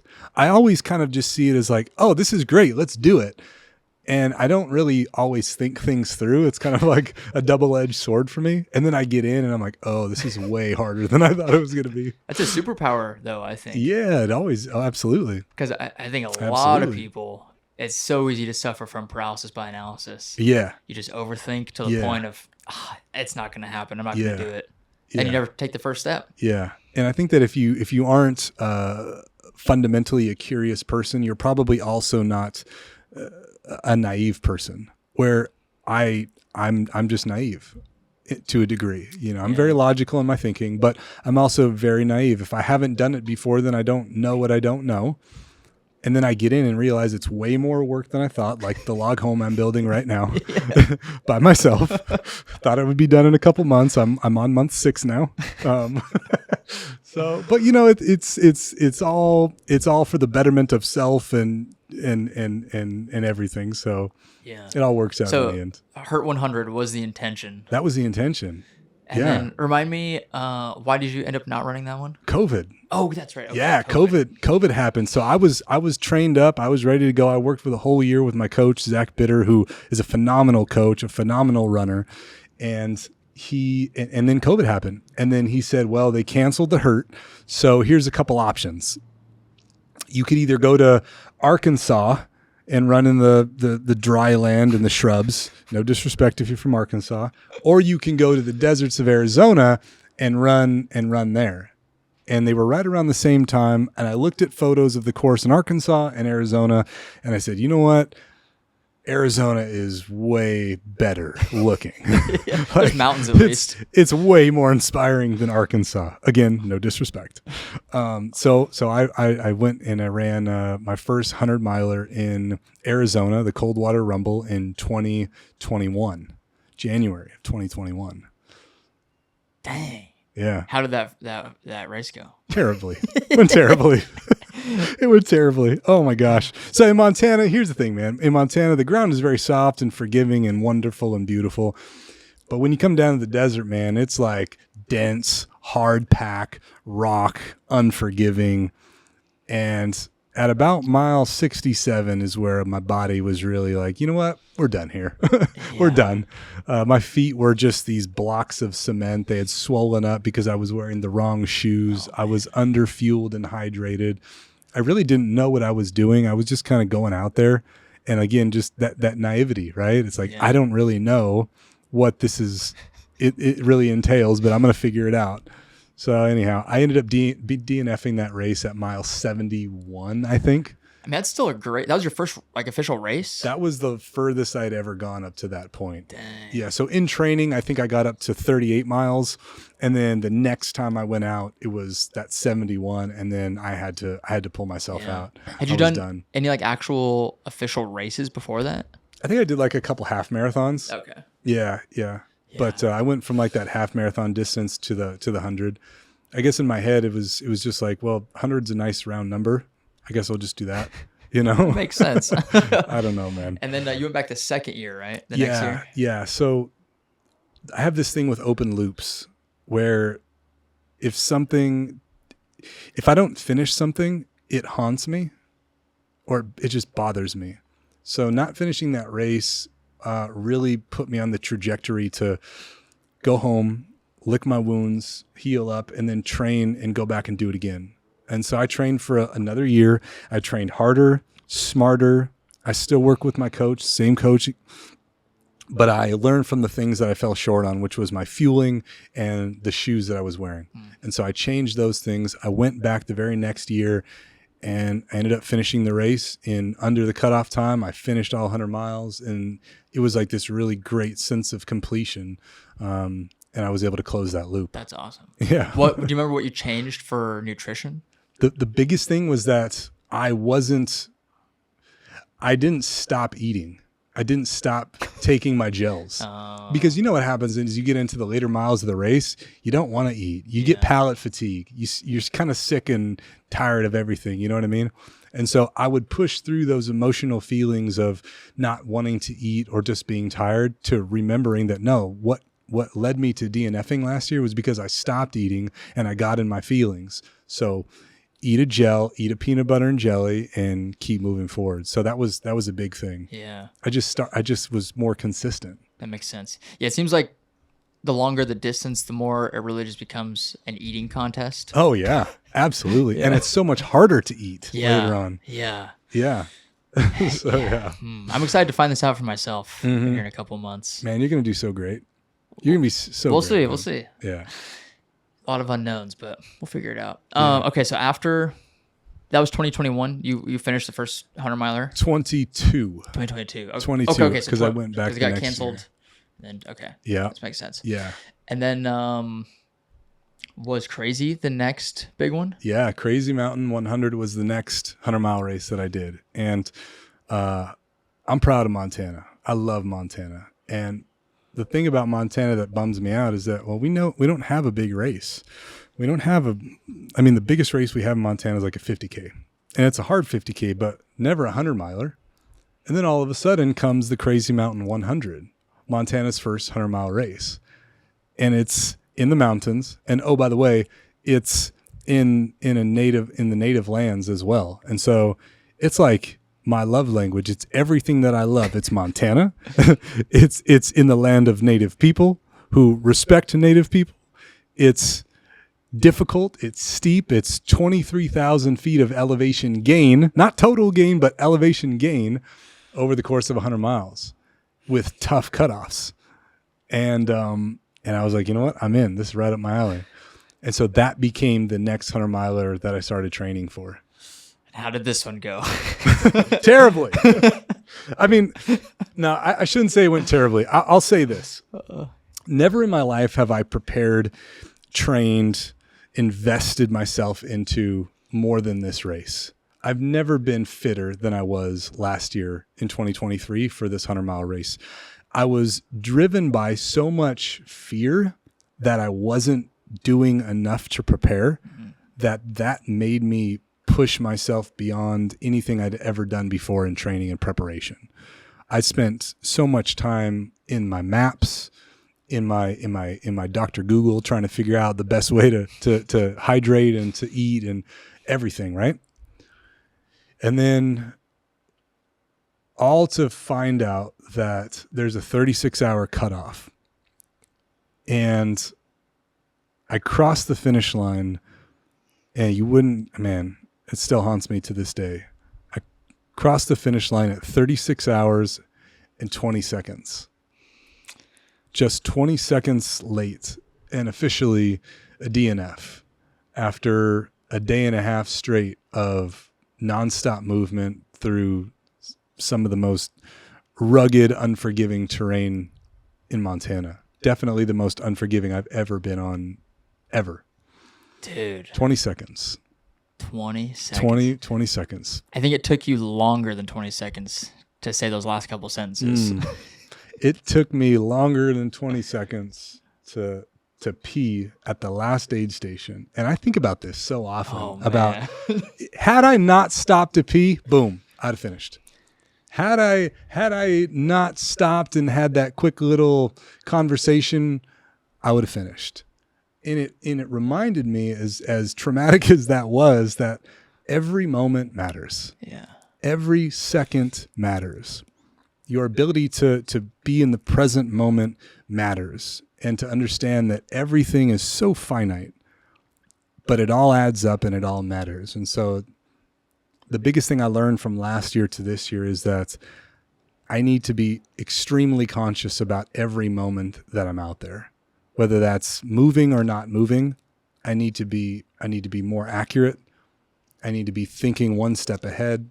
I need to be preparing for those moments and making sure that I'm making every second count, because they add up.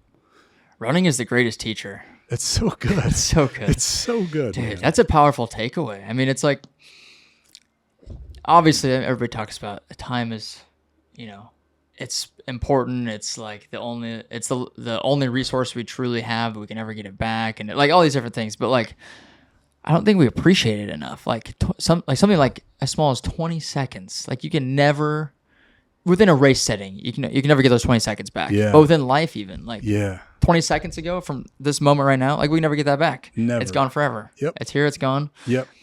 And I think that as I've gotten older, I'm 38 this month. Time has gone by so much faster for me. I mean, I think about this usually at the end of each day, the moment that I look out my window.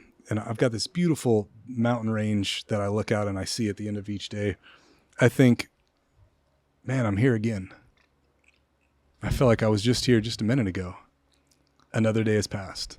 Another week has passed. Dang, it's already been a year since this happened. Wow. I mean, so the older that I've become, the more of an emphasis that I've put on things that have meaning in my life, real meaning. Yeah. Spending time with you and running and making sure that wherever I'm at, I'm doing my best to be present with that person. I'm not trying to be on my phone too much. I'm really trying to like take as much from that experience as I can, because it's important, and time is just going by so much quicker. Yeah. The passing of time is exponential. Yes. As we get older. That's a great way to put it. Yeah. I mean, because it's like when you think about it, if you're 10 years old, a year is 10% of your life. Yeah. When you're 80 years old, it's like 1% of your life, or maybe a little bit more, but it's just like each day that you live, that sense or that perception of 24 hours gets smaller and smaller and smaller, because it's a smaller chunk of your existence. That's a great point. Yeah. Dude, it's kind of sad to think about, but it's also like powerful because it makes you appreciate it more. Well, it gives you control over how you show up in the moments. Yeah. If you want it to. Yeah. I think one of my favorite sayings, I have this like poster in my room, in my office, where it says memento mori on top. It's Latin for basically always remember death. Yeah. And then I have all these squares, and it goes from 0 to 80. Yeah. And then every square represents a year or a week of my life. Okay. And so every week that goes by, I fill in a little square. Oh, okay. And right now it's like around close to a third full. Ooh. If I lived to at least 80. Yeah. So it's like looking at that from like a macro perspective, being able to see your whole timeline of life in one snapshot. Yeah.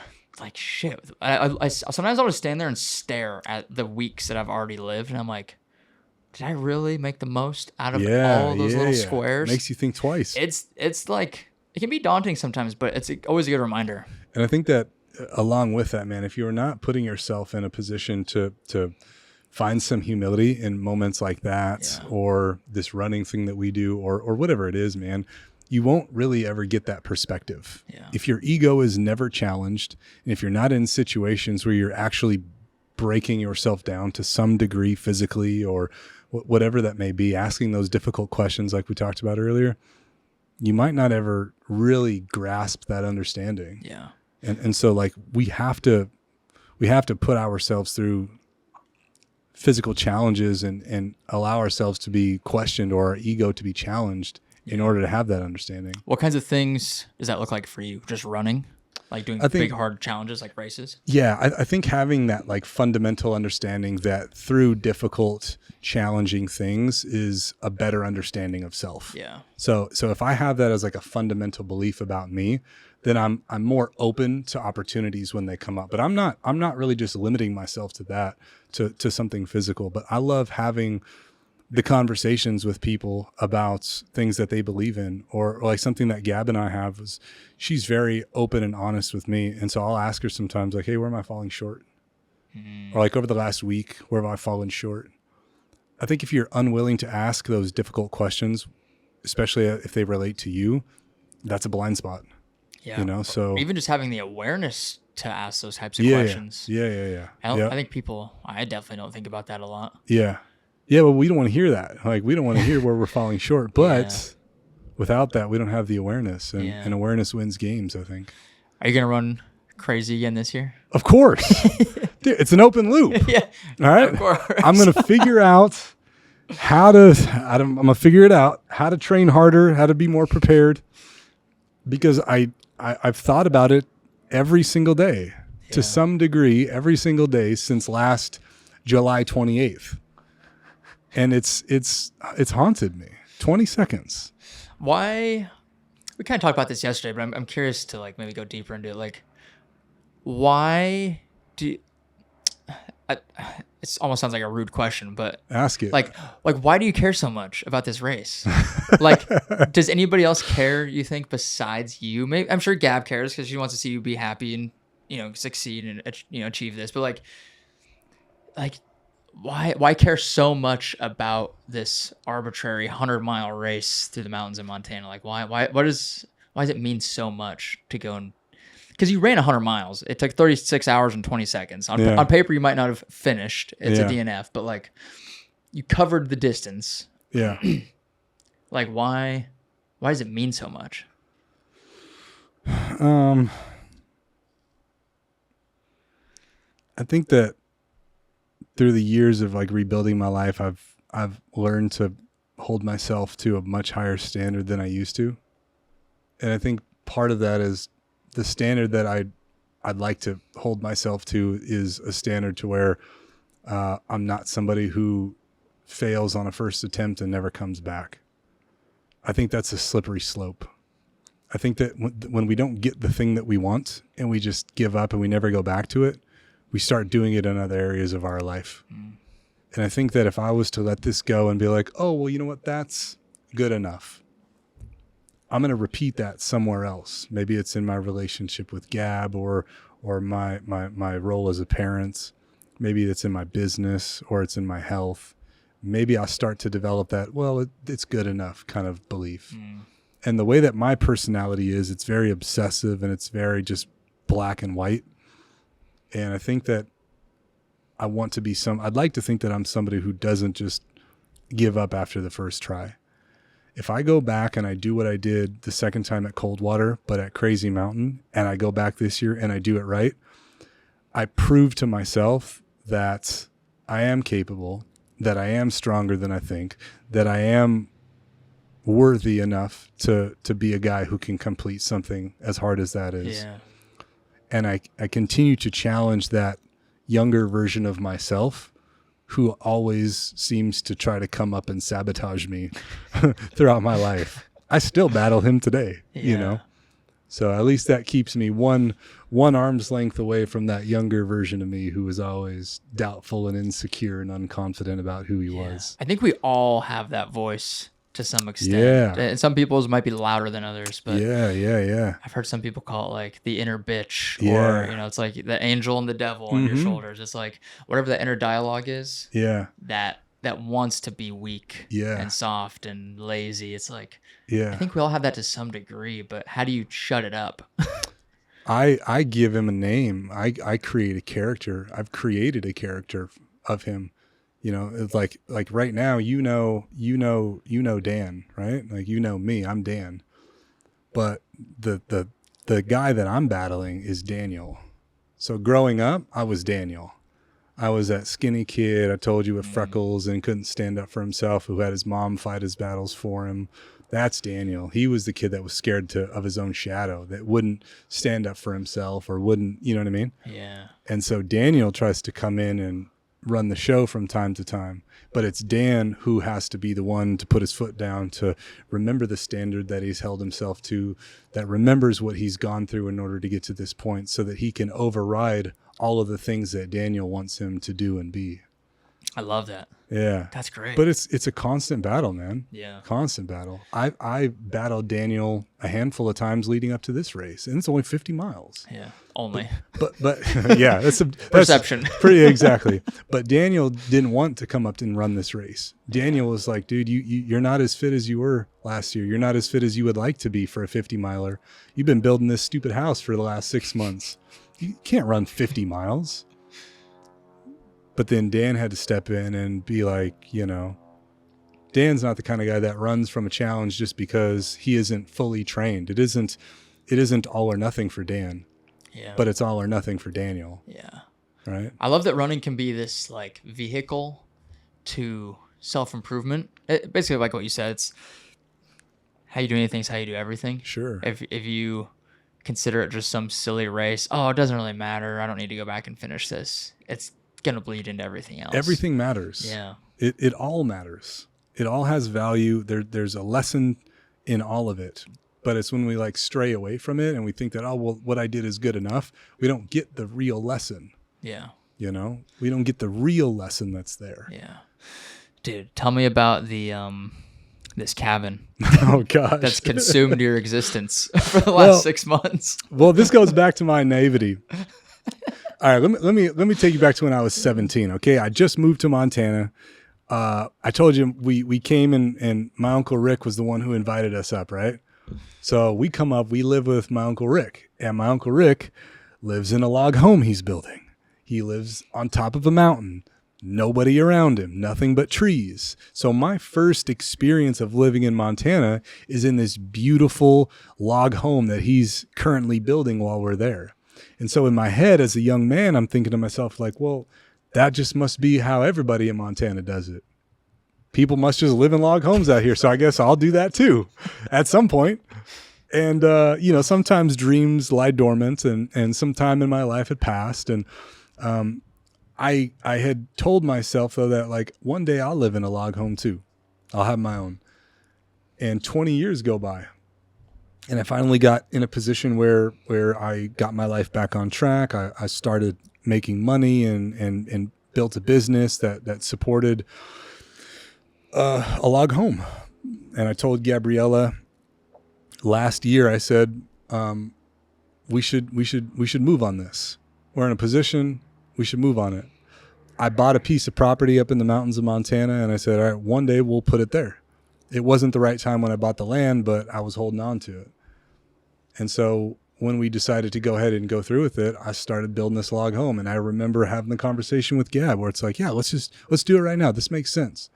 Well, I'll be done with it by summer. Right? Right? Yeah. She's shaking her head over there. Terrible idea.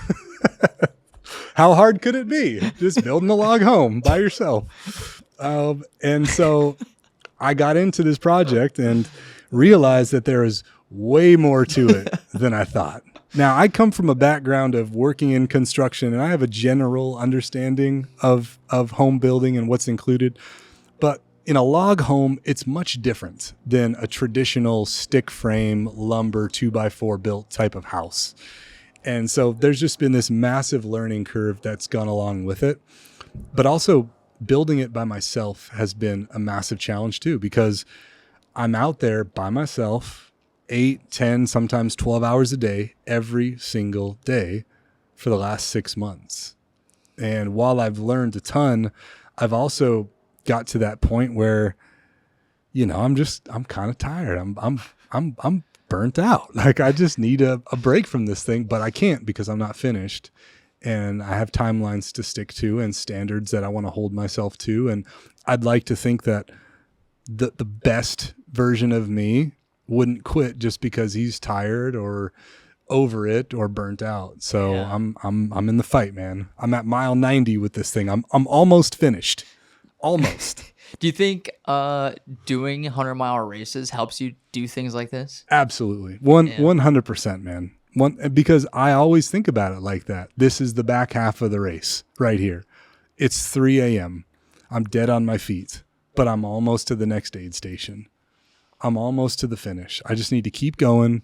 I need to get out of my emotional brain right now and just start making sure I have a clear strategy of what I need to do next. Yeah. It's just one more step. I'm curious to hear your mental strategy when you tackle a 100-mile race. So you've done 3 of them. Yeah.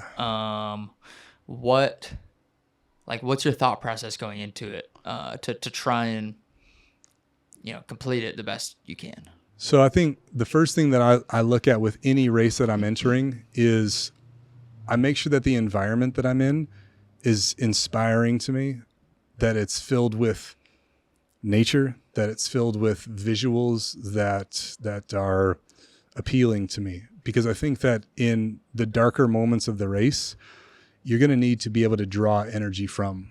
You're going to need to be able to draw some type of inspiration from to continue to move.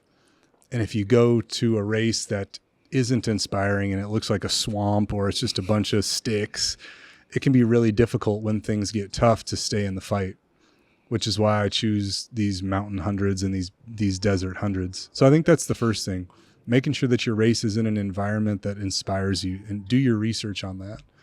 But more from like a mental standpoint, I think the biggest thing that I take into is the fact that I've done this 100 times before, whether it's a race or not. I've been in situations like this so many times in the past. I have experience here. And something that I would tell myself when I was doing Ninja Warrior that I do with these 100-milers is, this is what I do best. It's like my internal conversation. This is what I do best. This running thing, this difficult situation thing, this Ninja Warrior thing, these obstacles, this is what I do best. And I think when I can come back to that little piece of logic, it helps to keep me on track in those low moments.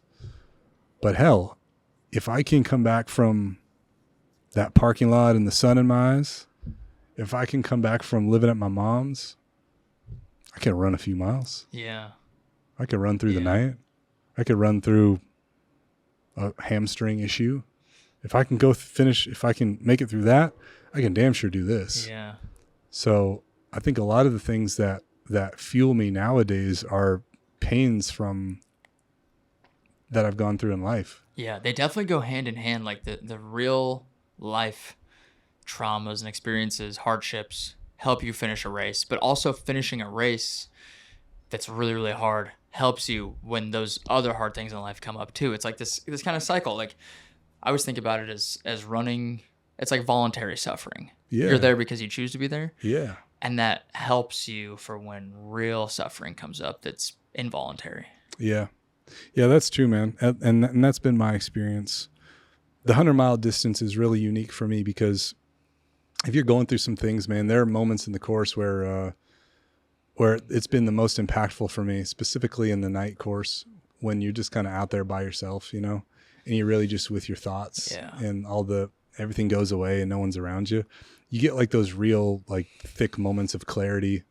And those moments have been really helpful for me. And one of the reasons I think I continue to go back there is I always get my ego checked. I'm humbled 100 times in a race like that, and I need that. I need I need to be broken down physically and emotionally and mentally. I need all of that, even spiritually, where I'm questioning shit. I need all of that. And if I don't put myself in those situations, then the questions I ask myself aren't going to be as good as if I did. Yeah, that's powerful. I think we all need that to some extent. 100%.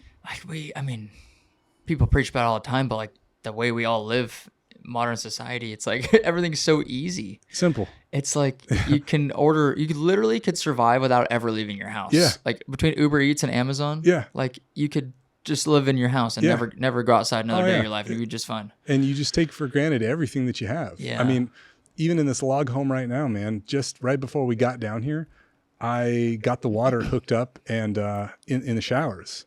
And I cranked on the shower for the very first time right before I got here.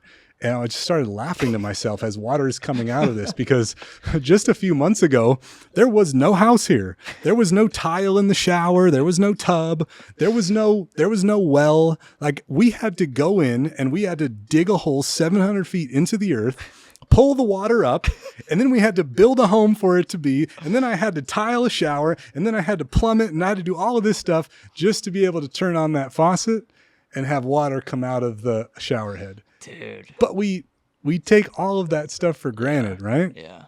Because we aren't going through all of the steps that allowed us to get to that point. Yeah. And we forget what was involved. And so I think, when you can learn to carry your own water in that way, you get a richer and fuller life, Dude, I can't think of anything more fulfilling than building your own home. Oh, it's great, dude. You've inspired me to want to do it someday. I have literally zero carpentry experience. You don't need it. Apparently not.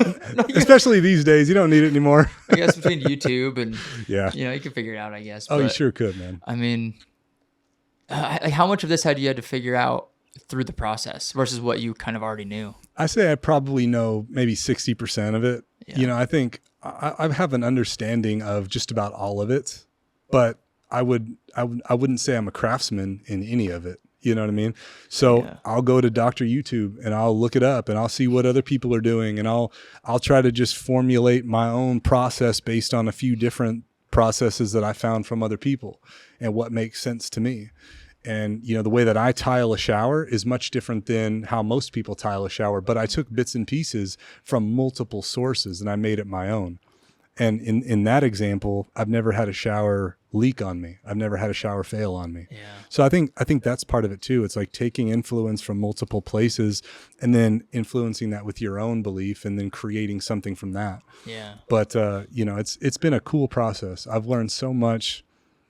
The home I'm building is something I hope is going to be in my family for the next 100 years, and I hope that after I'm long gone, that the people that I love will still want to come to the place that their old granddad built, I hope so. Was this the first, cause I know you have a couple other like Airbnbs and stuff. Yeah. I know you built the yurt. Yes. But has this been like the biggest project you've worked on? Yeah, for sure. This is hands down the biggest project I've ever done myself. Dude, I mean, a house is a work of art. I feel like. I mean, yeah. Like the subdivision we live in Austin, it's like every house looks exactly the same. It's so cookie cutter. Yeah. It's made with like freaking plywood and cardboard, basically. That's so cheap. But like doing it that way, like fully by yourself and custom. Yeah. It's like it's a work of art, really. You put your character into it.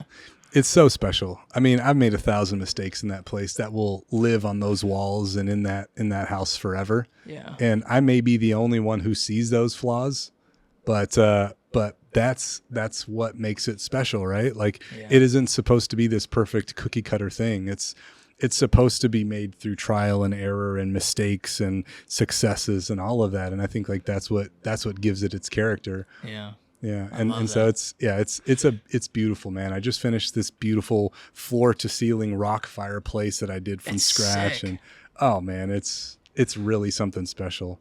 Once I'm done with it, I need a little bit of space from it. But I know that when I come back to it after getting that space, I'll be proud of it. I'll be in love with it.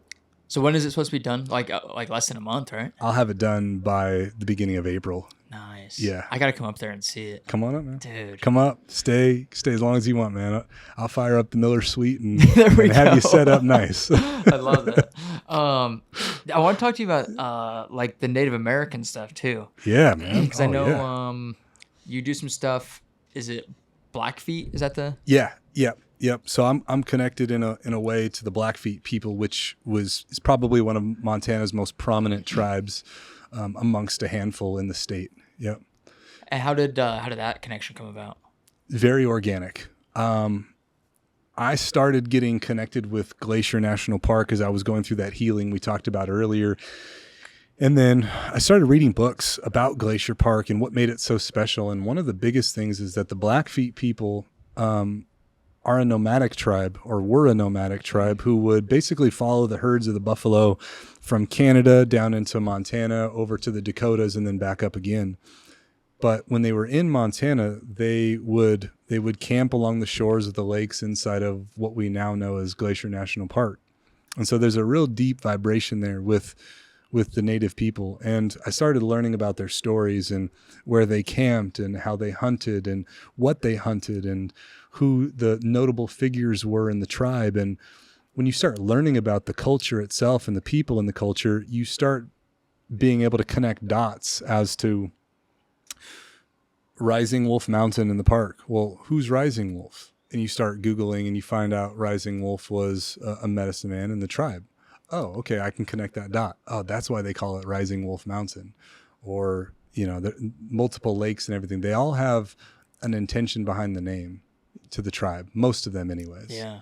And so when I started researching them, I started telling those stories. So say on Instagram, I would run to a place in the mountains and then I would point out, I'll be like, over there is so-and-so peak. It's this tall and it was named after this person and here's why. And here's the significance of who this person was in the tribe. And that kind of caught the influence of some people in the tribe as well. And one thing kind of led to another, and I was connected to probably the biggest, I would say, advocates and one of the most influential people in the tribe today, and got connected with him. And then that kind of led me to connections with others in the tribe. Dang. And what came out of that relationship is something that's special that we do every September, which is we climb to the top of Chief Mountain, which is to the Blackfeet people the most sacred, holy place in Glacier National Park. And it's a place where some of the First Nations tribes out of Canada would come, the Blackfeet would come, where they would pray and dance and be together in sweat lodges and just celebrate life together and the ancestors. And we will climb to the top of this peak. And so we do that every year. It's with the man that I just introduced you to, but also some of the other people in the tribe as well. And it's just a really special spiritual experience that I look forward to every year. Were they accepting of you, when you first started spending more time around them? They were, yeah. But I think it was because I had the nod from the man I was just telling you that I was introduced to. Yeah, his name is Jack Gladstone. Dang. Mm-hmm. Do you see any parallels between a Native American tribe like the Blackfeet and then your time in Jamaica? Yeah. With the Rastafari? Absolutely. And I think that's why I'm drawn to people like that, is because it's that connection with the land, the native people, Blackfeet, the Kiowa, the Sioux, whatever. All of these tribes have a deep understanding and connection to the land, to the animals, to the plants, that all of this is in a way connected to one another. And there's a deep respect there. And so that's why I'm drawn to it, because I also share that deep reverence and respect as well. Yeah. Totally. I wish that was more common in the United States. It's just not. People don't talk about it. People are like, oh, I gotta hustle, I gotta make this money, I gotta get this new car and this bigger house and all this stuff. It's like, none of that really matters. Nah, it really doesn't. I had this really cool experience a couple of years ago. I was in conversation with one of the Blackfeet elders, and we were out in his yard, and we were talking about some stories here and there, and he was telling me something about a guy who he had a conversation with, and mid-sentence as he's talking to me, a squirrel like went off in the background. He just started chirping. And without even like breaking anything, the guy was just like, oh, should I not tell him? And then he just went and he told me something else. And so it's like this silly story, but it's the connection with the land and with the animals, and whether or not like he understood what the squirrel was saying, there's a connection to that. Yeah. And he decided not to tell me what he was about to because of something the squirrel may or may not have said. And I just thought that was such a cool connection that I would love to have at some day too. That's so cool. You know? Have you, we were texting about this a few weeks ago. I was watching Killers of the Flower Moon. Yeah. Have you seen that yet? I have, yeah. Yeah, Dude, with Leonardo. Yeah, it's so good. Yeah. I read Empire of the Summer Moon. Yeah. And that like got me really obsessed with like just learning more about Native Americans and the history and all these stories. And the Killers of the Flower Moon, great movie. I think it's on like Apple TV if anybody wants to watch it. But that history, it's so dark and sad. Just like what's happened over the last few hundred years. Yeah. And I feel like nobody ever talks about it. Yeah. Yeah. It's kind of like how the Nazi Germany treated the majority of people in the world at the time too. They try to forget about it, try to erase it. But you know, I think that if you don't tell those stories, then they're lost forever. And that's one of the reasons why I really appreciate Native cultures and telling those stories, is because they're important. There's a lot to be learned from them. And if we're not telling the story anymore, then they just die and people forget. Yeah. But those are things that shouldn't be forgotten. We should continue to find ways to honor those people who we've lost or who have been marginalized for whatever reason. I think it's important that we remember their story. Yeah. Yeah. Man, this has been a great podcast. We've talked about so many things. There's a lot there, man. I know. It's been fun. Dude, thank you for like opening up a little bit. That was fun. Like I didn't. Yeah, you made me cry. I didn't expect that. I mean, I didn't make you cry. I made me cry. No, I appreciate it though, because it's like this is exactly why I started the podcast. Like this is like having conversations like this, like meaningful, deep conversations. I mean, this is what we talk about when we're not recording a podcast. Yep. But like, it's even more, there's more like intent behind it maybe. And like, I don't know. It's cool to be able to share it with other people too. Yeah. And I guarantee you this episode will impact a ton of people. I hope so, man. So I, thank you for coming on. Appreciate you. Yeah, absolutely. What's like the like big vision for Dan? What are you trying to get out of all this, of like the hundreds and building a house and having a family? Like do you have like some big vision or idea of like what you want? Like when you're on your deathbed and however long end of your life and you're like, man, we did it right. Like what does that look like? I think the big thing for me right now is I'm on a mission to continually move closer and closer to Glacier National Park. I think that over the next 15 to 20 years, every time I move, my intention is to double the amount of property that I currently own into the next one. So currently I have 10 acres. The next time I move, I want to have 20, and I want to be closer in that general direction. And hopefully by the end of my life, I am living at or near the entrance of Glacier National Park, this place where I spent my younger years healing myself and learning about myself. And I have this incredible property that my family will love and use and appreciate, and have the understanding that this land is to be taken care of. It's to be used, but it's to be used responsibly. I love that. And so hopefully for generations, that's what it is. It's a way to honor the past with the work that I did in my life with this beautiful land and the conservation that we have behind it. I love that. Yeah. And you said you keep a journal. I know you said you keep a journal of like the process of building a log cabin. Yeah. Do you keep a journal like outside of that? I don't. No, I don't. Should. I should, huh? Yeah. I think what like the romantic side of building this log home is at some point I'll be gone, and it'll just be this house of trees that stands in the woods. But how cool would it be if there was this like leather-bound journal that Granddad like wrote his thoughts in and had the days numbered and things that he was struggling with or wins that he had while building it. And how cool would it be if, like, for whatever reason, I had to take down a wall and, oh, there's this little note that he wrote on that piece of wood there, and he put a date on it, and he was sharing about how he was feeling in the moment. I did that all throughout the house. That's cool. I put little notes here and there. I put notes behind the framing in the fireplace, in the bathroom, under the sink.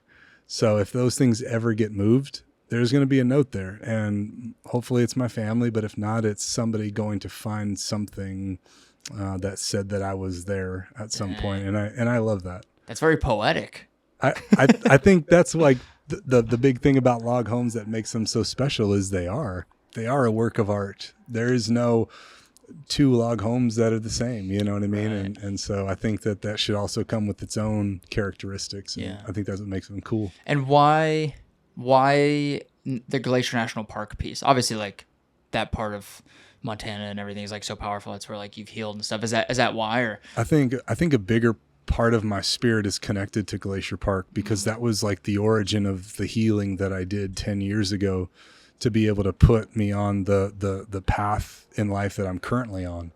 And I don't know, maybe not, but who's to say that it wasn't for all of that time that I spent in Glacier National Park, who's to say that I wouldn't be on the path I am now because of it? So part of me is just really tied and connected to it. I think about Glacier Park all the time, about being in there and being on the mountain and being in the rivers and all of that stuff. I think about it all the time. I'm connected to it, you know? Yeah. So I feel like the closer I am to it, the happier my spirit would be, you know? And so I try to, that's the whole intention behind getting closer and closer every time I move in life. Yeah. Obviously, you're a very curious person. You do so many things. What do you think you're like? Do you know? I guess you don't fully know till you know, but like, are there any curiosities you have that you think might be your next obsession? So it's like this log home now. You're gonna finish it in not that long from now. Like, what are you gonna do? I know you got to get into something after that. So what do you think it's gonna be? Can't run ultras forever. I thought I have like a curiosity about firefighting, like wildland firefighting. Interesting. I think there's like I think it's a romantic thing. I can't imagine it's easy, and in fact, anybody who's ever done it has probably said that it's probably the hardest work they've ever done. But I think that there's something heroic that's like really ingrained in a man's soul that goes along with wildland firefighting. And I think that throughout the experiences I've had in life, that I could get dropped into a fire and I can be sharp enough to know what I need to do to get the job done. And I would like to experience that. I think that guys in their 30s and 40s could likely do that. And maybe one day that's something that I do. But I think that would be a cool experience. Yeah, that'd be cool. I think that's what Goggins does now. Yeah, in Montana, actually. Oh, really? He does it. Yeah, he does it or at least he wrote about doing it in Montana. I don't know if he always does, but there's something there for me because I love working with wood. I love being in nature. I think that now putting myself in a pressure situation, I think I would perform really well there. And having a team around me, that team aspect, I think would be something that I'd like to explore. That'd be cool. What about like running wise? Do you have any like bucket list things? I know you're doing Crazy Mountain again this year. Yeah. Anything past that? Here's what's been on my mind lately. I like to race, but I love to run.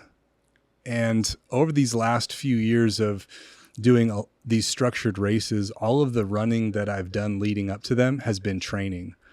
And what's been difficult for me is disassociating the aspect of training from just running. I guess maybe I'm not always getting like that spiritual fill of my cup that I used to when I was just running just to run. Yeah.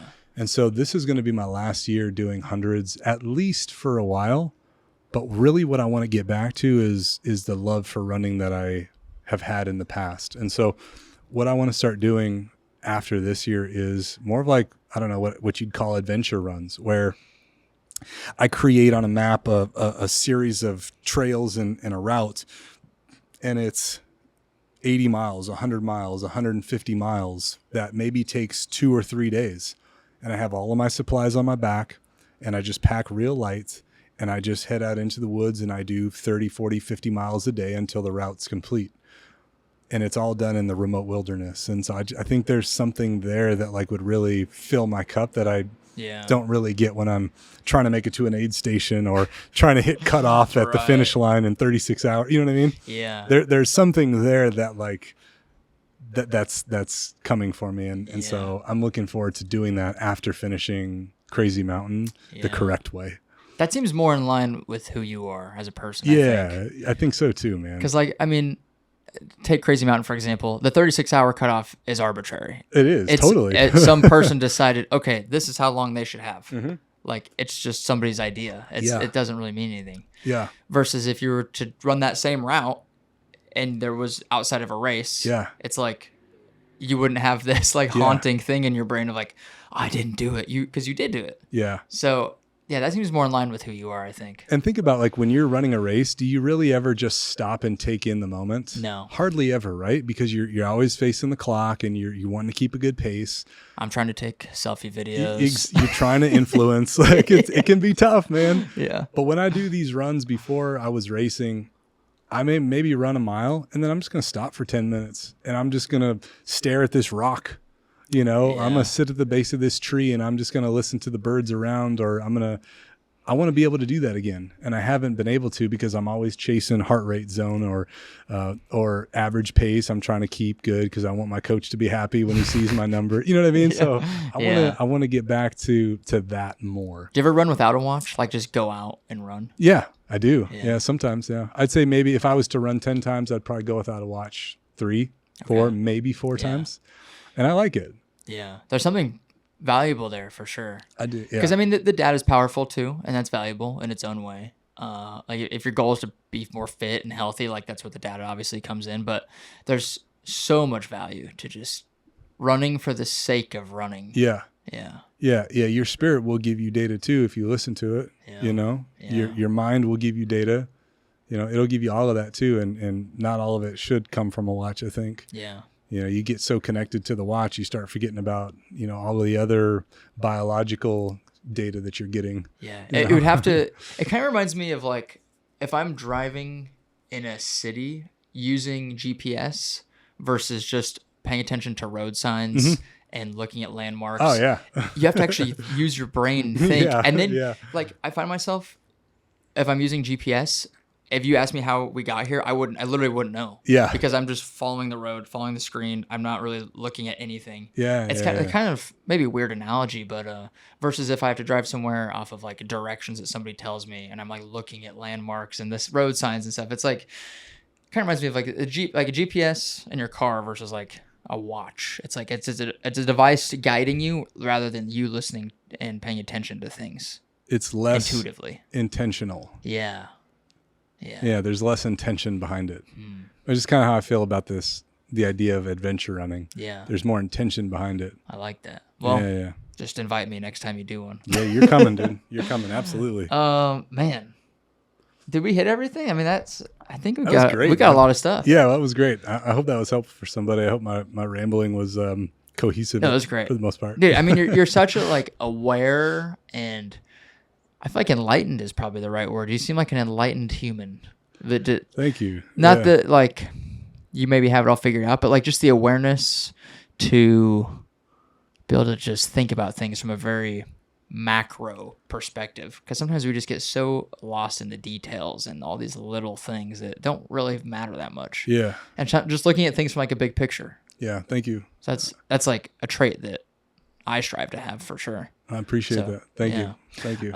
If people want to connect with you or work with you as a coach, where's the best place to reach out? Instagram is probably the place where I hang out most these days.